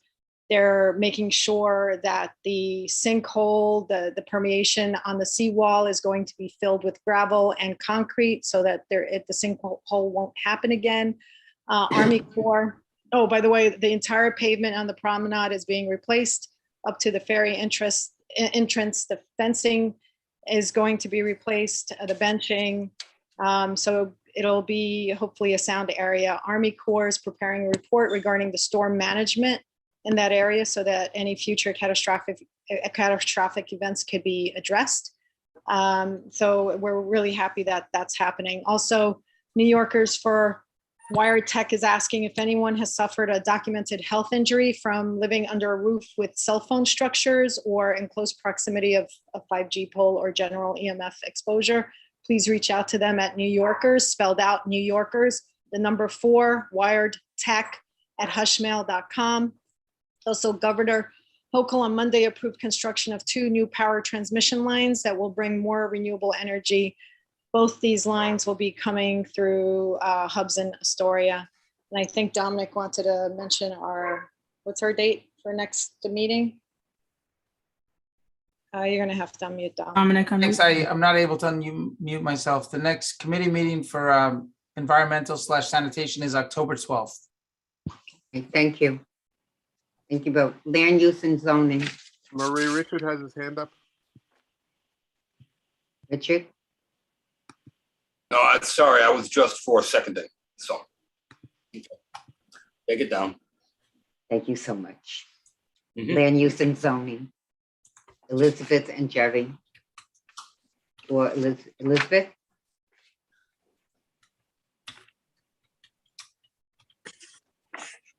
Thank you. I'm Thank you. unmuted. Okay. First item on the agenda for the board's vote, and it is the open restaurant text amendment. As a reminder, we are voting on the text itself. So I suppose I'll open it to a motion on the floor so discussion can begin. Is there a motion on the floor? The committee does not have a recommendation. Hello? Hello, can you hear me? I'm in. Yep. Motion. Richard. I'm in, Tom. Yeah, I'd like to make a motion to approve, but I would like to, with a stipulation that we would like to see the residential areas be opened for approval, not just the grandfathered facilities, but any other commercial overlays in the residential area that may want to put up a restaurant. It's only fair. Richard, I think we can make a recommendation without making a stipulation. We've done that before. I know you like that, so go ahead. I do, because stipulations mean nothing if everybody else votes yes. Recommendation. Yep. Okay, back to you, Elizabeth. Thank you. Well, to do the vote? What you want Does me to? anybody second that motion? Second, Tom Ryan. Tom Ryan seconded. Any discussion on this motion? You have a number of hands up. Yes. Bishop and Second, one second. Jeff. Madam Chair, there are 4 hands up. And Jeff Martin. I raised my hand to second Richard's motion. Oh, So okay. started and Okay, thank seconded, you. I will. Thank you. Yep. Dominic, do you have your hand up about this motion? You Okay, have a can you hear me? question? Yeah, You no, I just want to clarify, Rich, that your motion seems to be to enable restaurants in residential districts when all this zoning amendment is about sidewalk cafes. So I think by we're not restaurants, comparing I mean- apples to apples here. Okay, you're right. It should be sidewalk cafes, and it's not through all the residential areas. It's only going to go where there's a commercial overlay in a residential I neighborhood. think that's So it's not already like- legal. I think that's already legal. So I think that you're No, asking I for don't- something no. that's already legal. No, it's not, because they're grandfathering in existing cafes. If I want to open up a restaurant where there's a commercial I'm overlay. sorry, Richard, perhaps Elizabeth could clarify this. One Okay. minute. I Yeah, think, Elizabeth. I think Richard's point has to do more with the program itself. It doesn't have to do with the zoning. The existing zoning does not permit new cafes or restaurants in residential zones. Those are non-conforming uses, legal non-conforming uses. What this particular text amendment is proposing, that everything is gone. It's out of the table. And the only thing that will dictate whether or not a restaurant can go in, or a cafe in a residential area, is if it is properly zoned for it. That means there has to be an existing C overlay or a commercial zone. Okay, if there's an existing overlay, that's fine. I didn't know that would be the case. Okay. You know, There because are this is- I some- know it can't go in It's straight very residential. confusing at this point because we don't know specifically, line by line, what is going to be allowed under the new regulations. We only know what we have now, because under the temporary executive order, it seems that all of the rules were just put aside with respect to what's allowed in the residential zone. Because they have a restaurant there before 1961, some of them were allowed to put a sidewalk cafe there. Okay, I don't know how they're proposing to handle this. I was overwhelmed by all of the There's a lot of stuff going on this you today. we need it in writing. Okay. So, Anyway, So it would with be a that, do you want to amend your motion? I'll Or just make it as a recommendation, just to make sure that they do allow it in residential areas where there's commercial overlays. That's all. I mean, I'm it's simple. sorry, is your motion to say, motion to approve, to continue, do you want to keep the stipulation that residential areas are open for restaurants? No, I'd like to change it to a recommendation that, Okay, and I'd like to make the recommendation to say that that outdoor cafes are allowed in residential areas where there is a commercial overlay.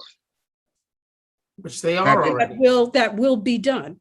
That's All right, I want to make sure it's. okay. Other question, So the recommendation, the motion on the floor to vote is motion to approve If you're saying it's the going text to. amendment, the text amendment. All right. Second. Amy, do the roll call, please. Yes, ma'am. Good evening. Helene Abiola. hang on one second, can we Oh, just do sorry. logistics? I think you're gonna have to have people raise their hand when their name is called. Whenever, it's gonna be very difficult to go through and unmute just the board members. Okay, so So if your you're name saying is they called, should just raise their hand. do a raise hand function, correct? Please take your hand down. Guests, please take your hand down. There are Please take two your people hand- with their hand up. Okay, Please lower your hand. There's one more Okay. person with their hand down. Christina, can you put your hand down until we call on you? If you vote yes, you're gonna raise your hand. No, Follow- don't raise it, Okay. right? May I ask a question? Could you tell me where is my raised hand? It's not showing up. You're showing it right now. No, it's not on my That's your screen. palmy hand. Your palmy hand. The Like palm- that. The bottom On of the your bottom of the screen, screen. the reactions. No, The reactions. reactions, okay. See reactions, raise hand. See it, I got it. Thank you. Okay, okay. Amy. Okay, but Okay, so Dominic, can you? Come on, Amy. Okay. Oh. Has everybody raised it? I really would like to do it one at a time, though. Yeah. It's gonna be easier for Amy, okay? Keep your So hand she lowered will- until she- name's So called. put your hand down. Thank you, Dominic. Stella, When put your she hand calls down. your name, when she calls your name, if you approve, raise your hand. Your right hand. Electronically. Yes. Now, show your palm. And if you do not raise your hand, one at a time. Stella, Come on, people, it's not that Do hard. not raise your hand, never mind two. Stella wishes. Stella, please lower your hand. Lower Stella your and hand, Stella. everybody. can I try? Amin, please lower your hand. Oh my God. Only raise your hand when your name is called, If you are in if you are agreement. voting in favor. Call the question. Okay, we are indeed. We're trying to get logistically ready. Okay, Amy, call the names. Thank you. Helene Abiola. Helene? If you don't raise your hand, that you're It means denied. no. I'm not also, I don't know if I'm seeing all I don't the, see her. I don't I see her see either, her. Amy. Well, once I your see. hand is raised, you'll pop up to the top of the screen. So if Yeah. you don't raise Yeah. your hand, you guys are gonna assume that's a denial. That's Right. tough. or she's not here. No, She is here. She is She is here. here. Okay. So, okay, that's a no. I'm recording that as a no, Madam Chair. Roseanne Alavijanis. That's a I yes. saw Roseanne a minute ago. That's a yes. Yes, hand raised. Thank Marie, you. there is a thumbs down option that we should employ. Show your Don't palm, confuse please. me. It'll bring the person to the front. George Please, Alexiou. Guys, please. George is not here. I don't believe, is he? There's not a George George. Alexiou. Okay. No, I don't have it either. Daniel Aliberti. Jan, do you vote yes? He's gonna do it by, he's on the phone. Yeah. Dan is on the Can phone. he unmute? And Yes, I'll unmute you, Dan. Give your vote. Send that one more time. There you go. This is Dan, and I vote no. thank you. Thank you. Andy Odula. Andy left. Okay. Louise Bordley.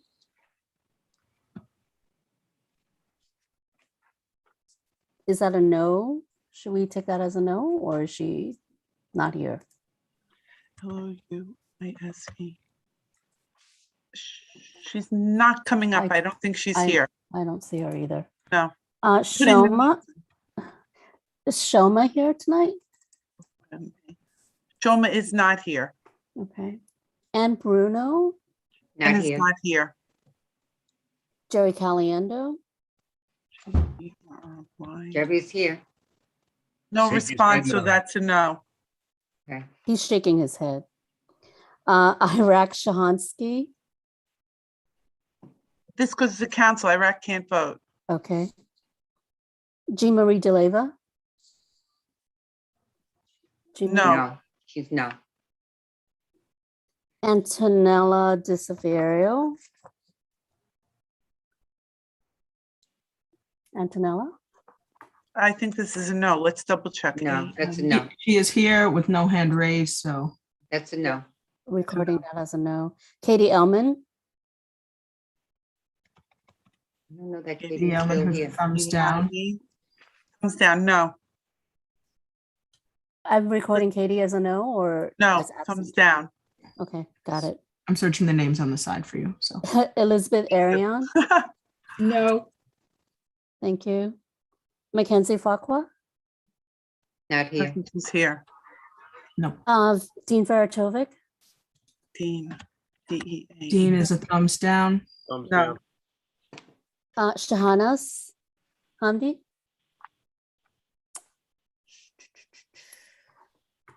Shahanas is here. Not here? No, Shahanas is here. Okay. And unmute you. She has no reaction, no. It's a vote for No. no, right? Correct. No, she's a no. Evie Hansopoulos? Evie? Evie, are you still here? Evie? Evie is still here. I'm unmuting you, Evie. Hi, I'm voting no because we don't have a full plan. Okay. Amy? Thank you. Got it. Amy Howe is a no.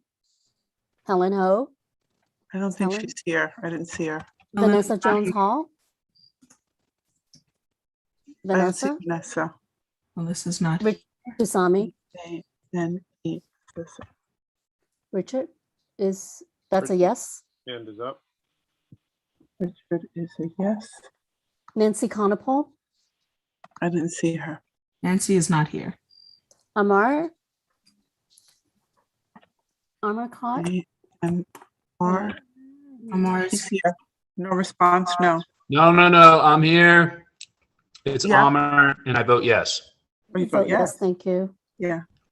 Jerry Krill? Is Jerry still here? Jerry is not here. Jerry left. Okay. Christina Lastras? A-S-T-R-E-S. Christina, I'm unmuting you. No, I'm voting no. No. Thank you. Diana Limoges? Diana, unmuting. I vote no. Thank you. Chelsea Lopez? Unmuting, Chelsea. No. Thank you. Hannah Lupian? Hannah, you have a hand raised. I'm unmuting you. Is it a yes? That's a yes. Thank you. Jeffrey Martin? Hand is up. Got it. Amin Mehedi? Amin?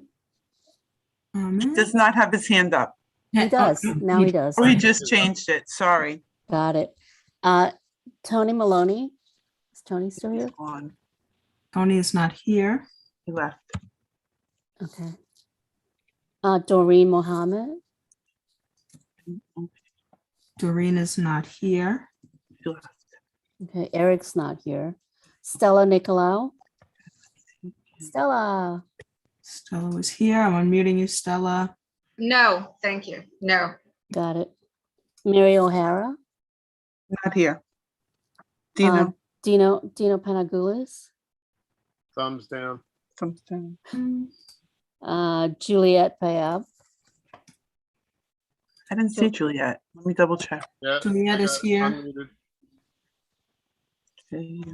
Juliet, you have to accept the unmute request. No. Thank you. Thank you. Rosemary Poveromo? She's having a problem unmuting. Rosemary, try to press the star. *6 to unmute on the landline. I see you're on the phone. Can you hear me? Yes, I can hear you. Okay. No. Thank you. Thank you. Yone Robinson? Not here. Brian Romero? Brian was here. Let's Yeah. see. I saw Brian him. is here, unmuted. Yes. Yes. Thank you. Thomas Ryan? No. Dominic Stiller? Hand up or thumbs down? Hand up. Hands up. Raise his Thank hand. you. Andre Stith? I didn't see. Is he with us I didn't- tonight? Andre, I don't believe Not you. here. No. Rod Townsend? Rod was here. Rod I is know he not left. here. Left.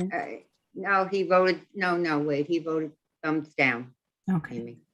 Under a different name. Sorry. No. I see a message in chat about Doreen. He just had his thumb down. Rod, are you still with us? Are we talking about Rod now? Sure. Rod? As far as I can tell, he voted no. Yeah, I didn't see it. I'm taking your, Yeah, there was a hand with a number 1 and it had a thumb down. I okay, saw it. and Doreen's back. Can we go back to Doreen Doreen Mohammed for a second? Mohammed? Doreen's not here. Doreen She is just here, joined. but there's no access to audio, only video. So Oh, turn okay, the video on, maybe, Doreen. okay. Sorry, guys. Oh, Sometimes the No. internet kicks them off. Yeah. okay, Doreen, you should be able to unmute. Hi, Doreen. There you go. Okay, you can speak. Hello, sorry, the connection has been fuzzy for me. Hi, your vote on permanent open restaurants? Yes, yeah, I support that. Okay, thank you. Judy Trilivis? I don't find her here. I think she Okay, left. yeah. Oh, there Kathleen? she is. She's back. Oh, She's back. She's back. She just popped back on. Hi, Judy. Yes or no vote? Can you do a raised hand, Judy, or not? No, I vote no. Thank you. Okay, thank you. Kathleen Warnock? Is Kathleen still here? Kathleen is here. I'm muting her. I vote no. Thank you. Mitch Waxman? Not here. Not here. Rosemary Yelton? Rosemary, here. you're muted. Yes. Yes, Oh, yes. thank you. Marie Tornielli? Yes. Thank you.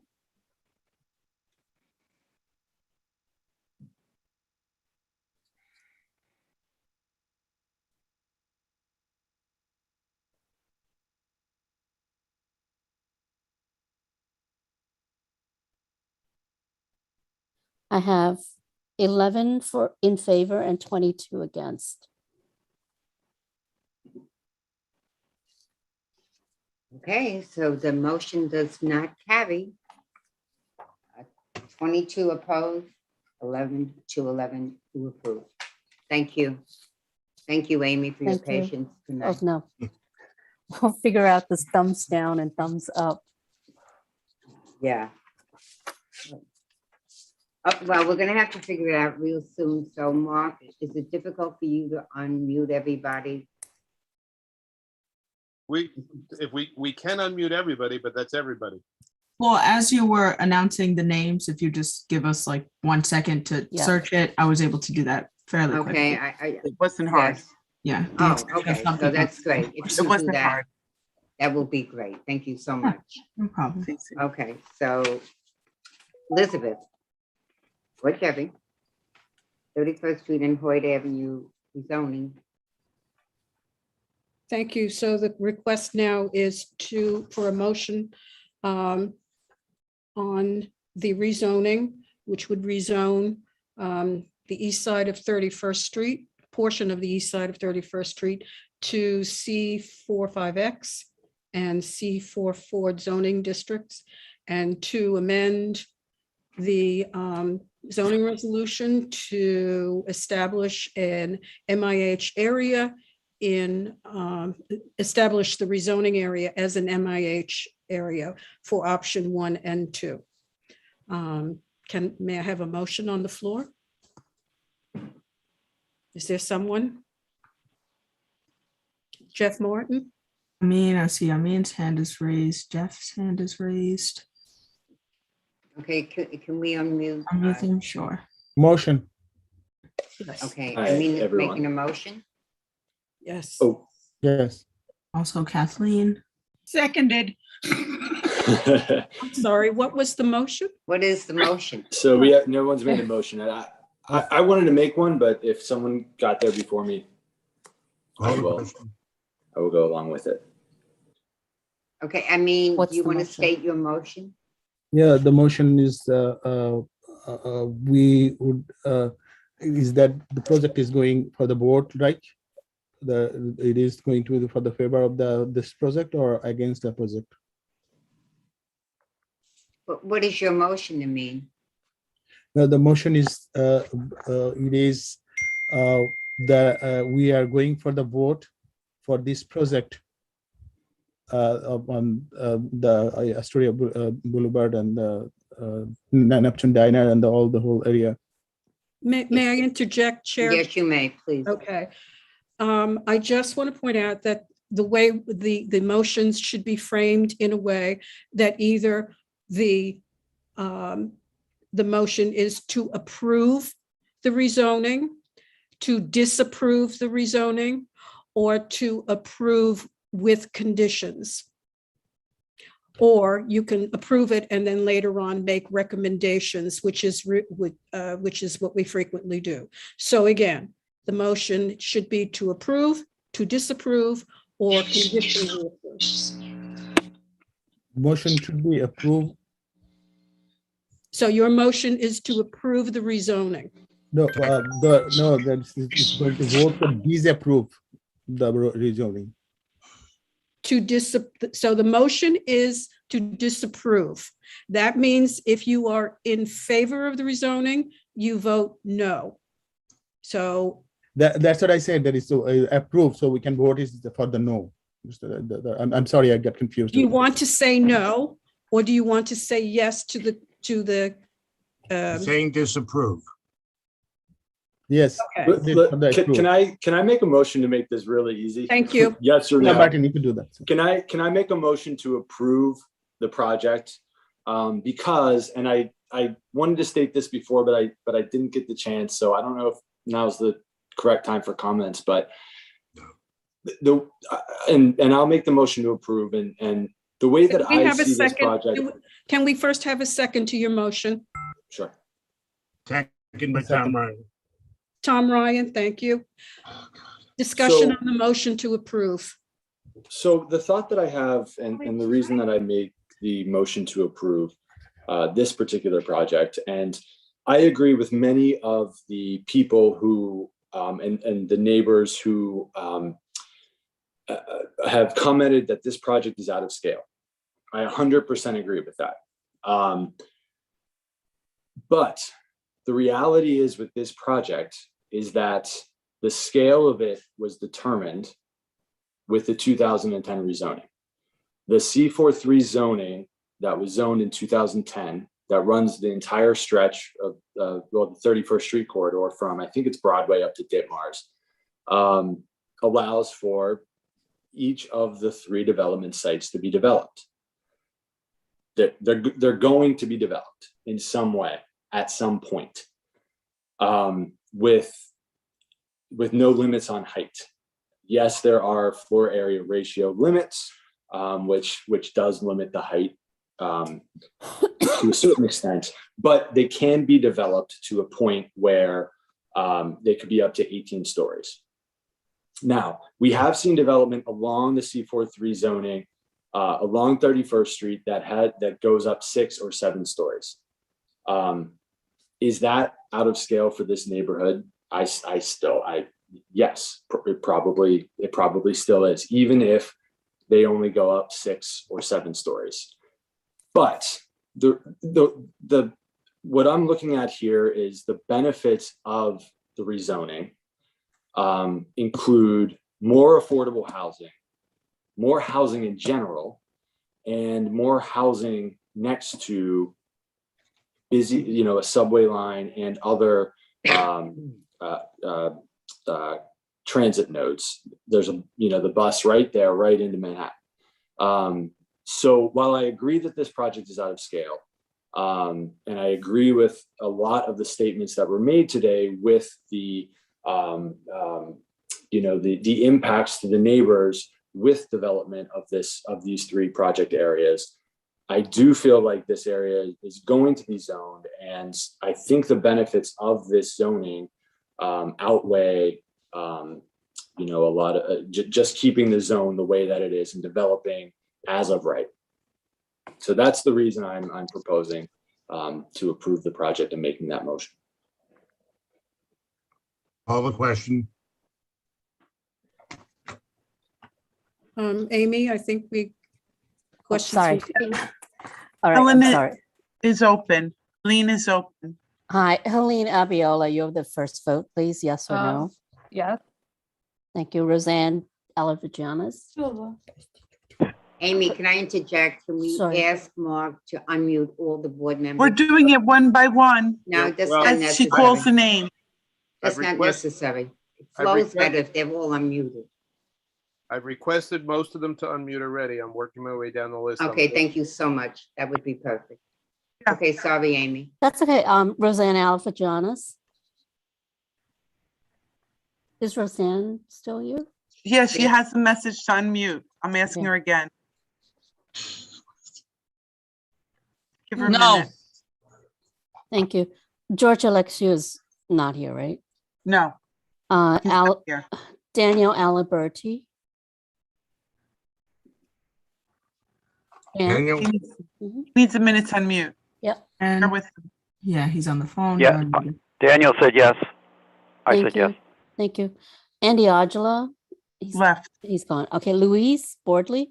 not here, Shoma's also not here, right? not here. And And Bruno. Bruno, not here.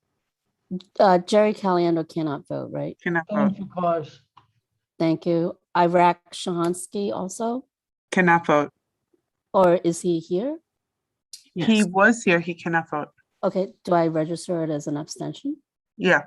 Okay, No, that's a no voting for cause. Okay. okay. Jean Marie DeLeva, No. is she here or not? Yeah, Yeah, she's Voted no. no. Sorry. Voted I no. just got unmuted. Oh, sorry. So that's a no vote? No. Yes. Thank you. Antonella de Severio? Antonella? Antonella, go ahead. Press the unmute. No. Katie Elman? Katie, go ahead. No. Elizabeth Arion? No. Mackenzie's Mackenzie? not here. Dean's not here. Shahanazad would be next. Shahanazad? I cannot vote. Cannot vote, okay. It works for Hannick. Evie Hansopoulos? No. Amy Hauser, no. Helen Ho? Not available. Not here. Vanessa Jones Hall? Not available. Richard Kuzami? Unmute me, yes. Nancy Conopal? Not available. Armor Cott? Amr, go ahead. Sorry, I was trying to get unmuted. I vote no. Jerry Krill is not here, Not right? available.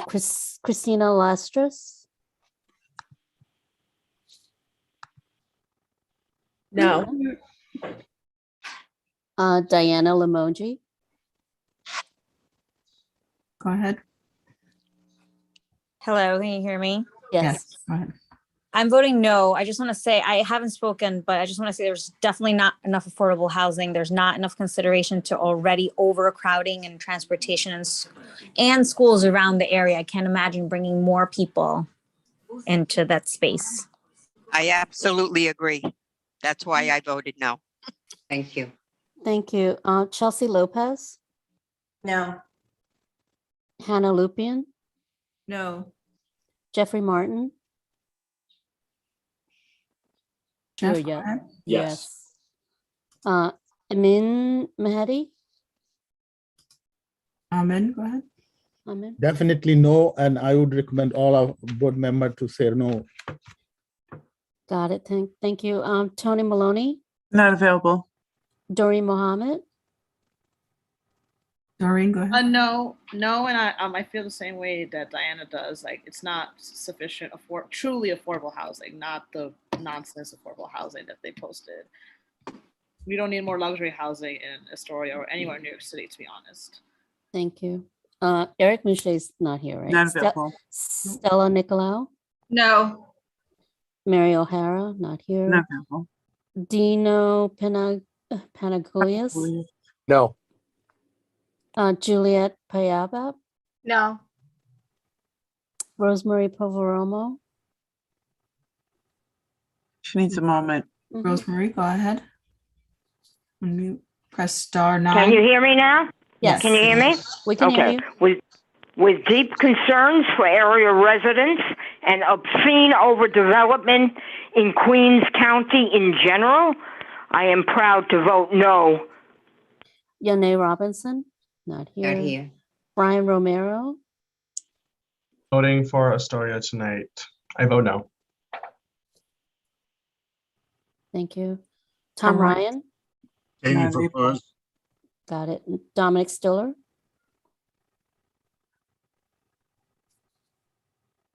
You should be Dominic? muted already. Thumbs down. Dominic? He's unmuted, but he also put a thumbs down. Amy, you see it, Amy? Oh, so Yeah. that should be that's a no. Sorry, I'm trying to be high tech. That was a no.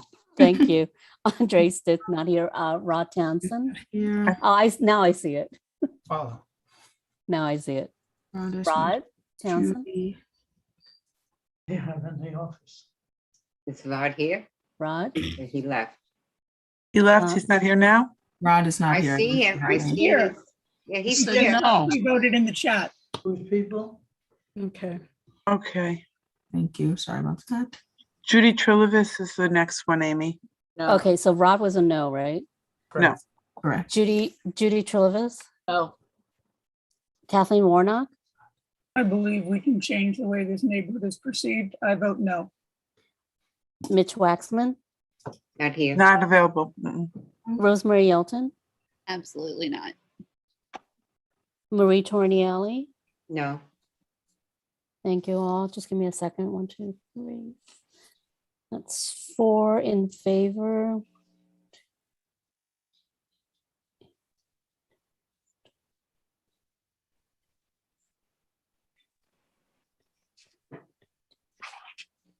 $25 against. And 4 abstain for cause.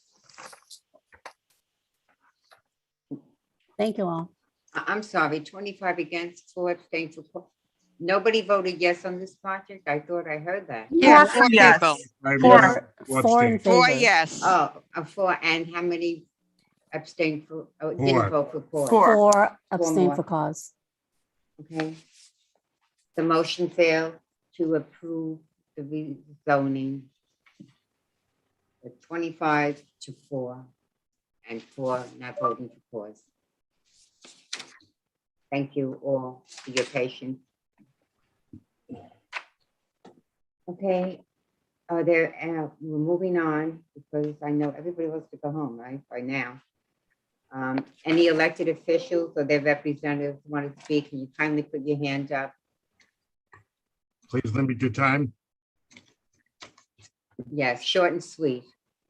Joe Nocerino. I see your hand up. Can we Hi. unmute Joseph? Hi, folks. Yes, and I will be short and sweet. Most important for your area, tomorrow the borough president is holding a town hall, regional town hall. It will be held at the Variety Boys and Girls Club, starting at 6:30. You will have a lot of your elected officials there, but more importantly, you will have the heads of all agencies, NYPD, NYCHA, DSNY will be there. And this is specifically for boards 1, 2, 3, and 4. Variety Boys and Girls Club, 6:30. And then very quick, the immigrant welcome center that the borough president opened. Every Tuesday, there will be an immigration lawyer there for folks to come in if they need. I thank you, Chair, for the time. Thank you. Mary Jo Bida. Thank you, Madam Chair. My name is Mary Jobaida, and good evening, everyone. I am the constituent liaison of the Office of State Senator Jessica Ramos. Our office is open now, but because of this pandemic time, we are encouraging constituents to make appointments before coming to the office. Our phone number is 718-205-3881 and email ramosconstituentservicesteam@gmail.com. We received many calls related to Hurricane Ida flooding, and we were on the ground knocking on doors and checking in with the constituents who are the hardest hit, and we provided post-flood recovery resources to them.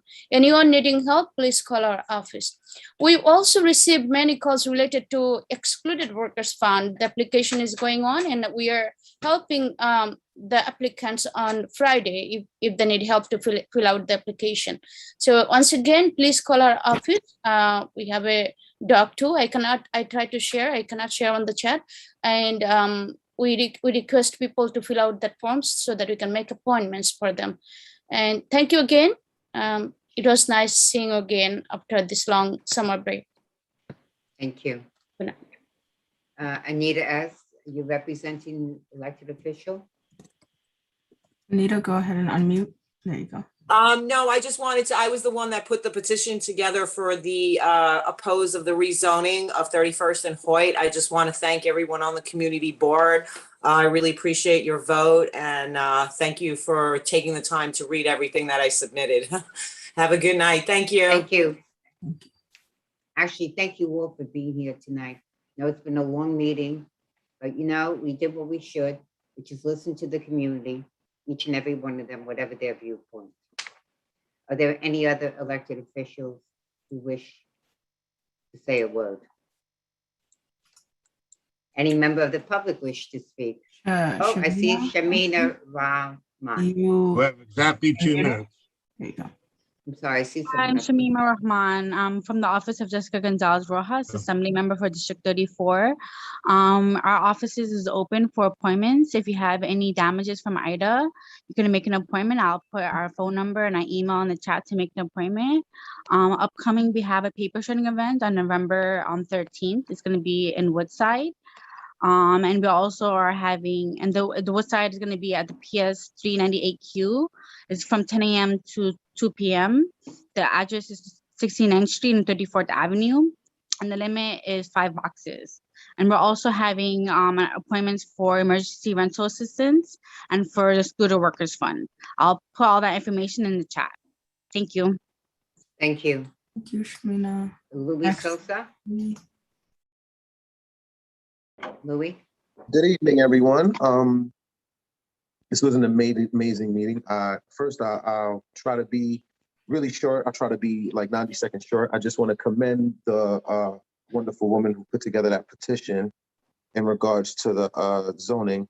Second, we have a serious issue in Astoria for all of the residents south. I don't know if it's south, but between 21st Street and Broadway to Hoyt Avenue, which becomes Astoria Boulevard after 31st Street, from Hoyt Boulevard and 21st Street to 21st Street and Broadway down to the water. And there is an enormous amount of the development going on in between 27th Avenue and 4th Street, 3rd Street, and 1st Street. And as a result, there are about 200 to 300 parking spaces that normally people who lived in the area would park in that are no longer there. So we have people who live, who would normally park a block away from where they live, now parking 5 to 10 blocks away from where they live.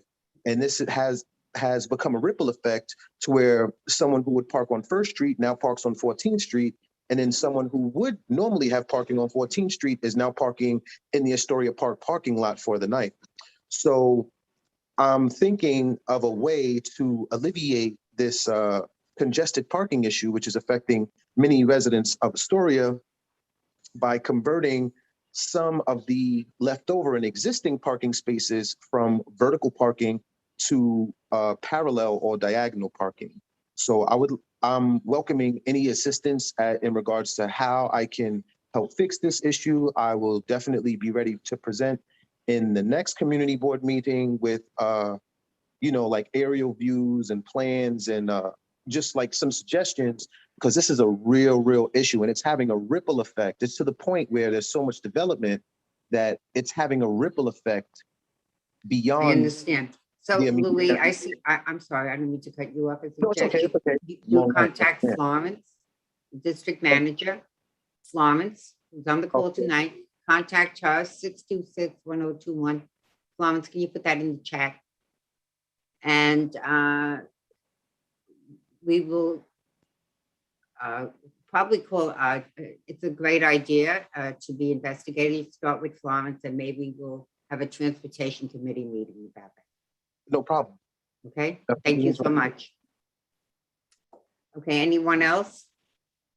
I know nobody wants to go home, right? Motion to adjourn. Anybody? Yay. Thank you all really sincerely. We spent a lot of time, but thank you for your work. I appreciate it. Good night. Good night, Good night. all. And thank you, Mark and company, Olivia. Thank you. All right, if we'll conclude, I will end the live stream. Everyone can log off. Thanks.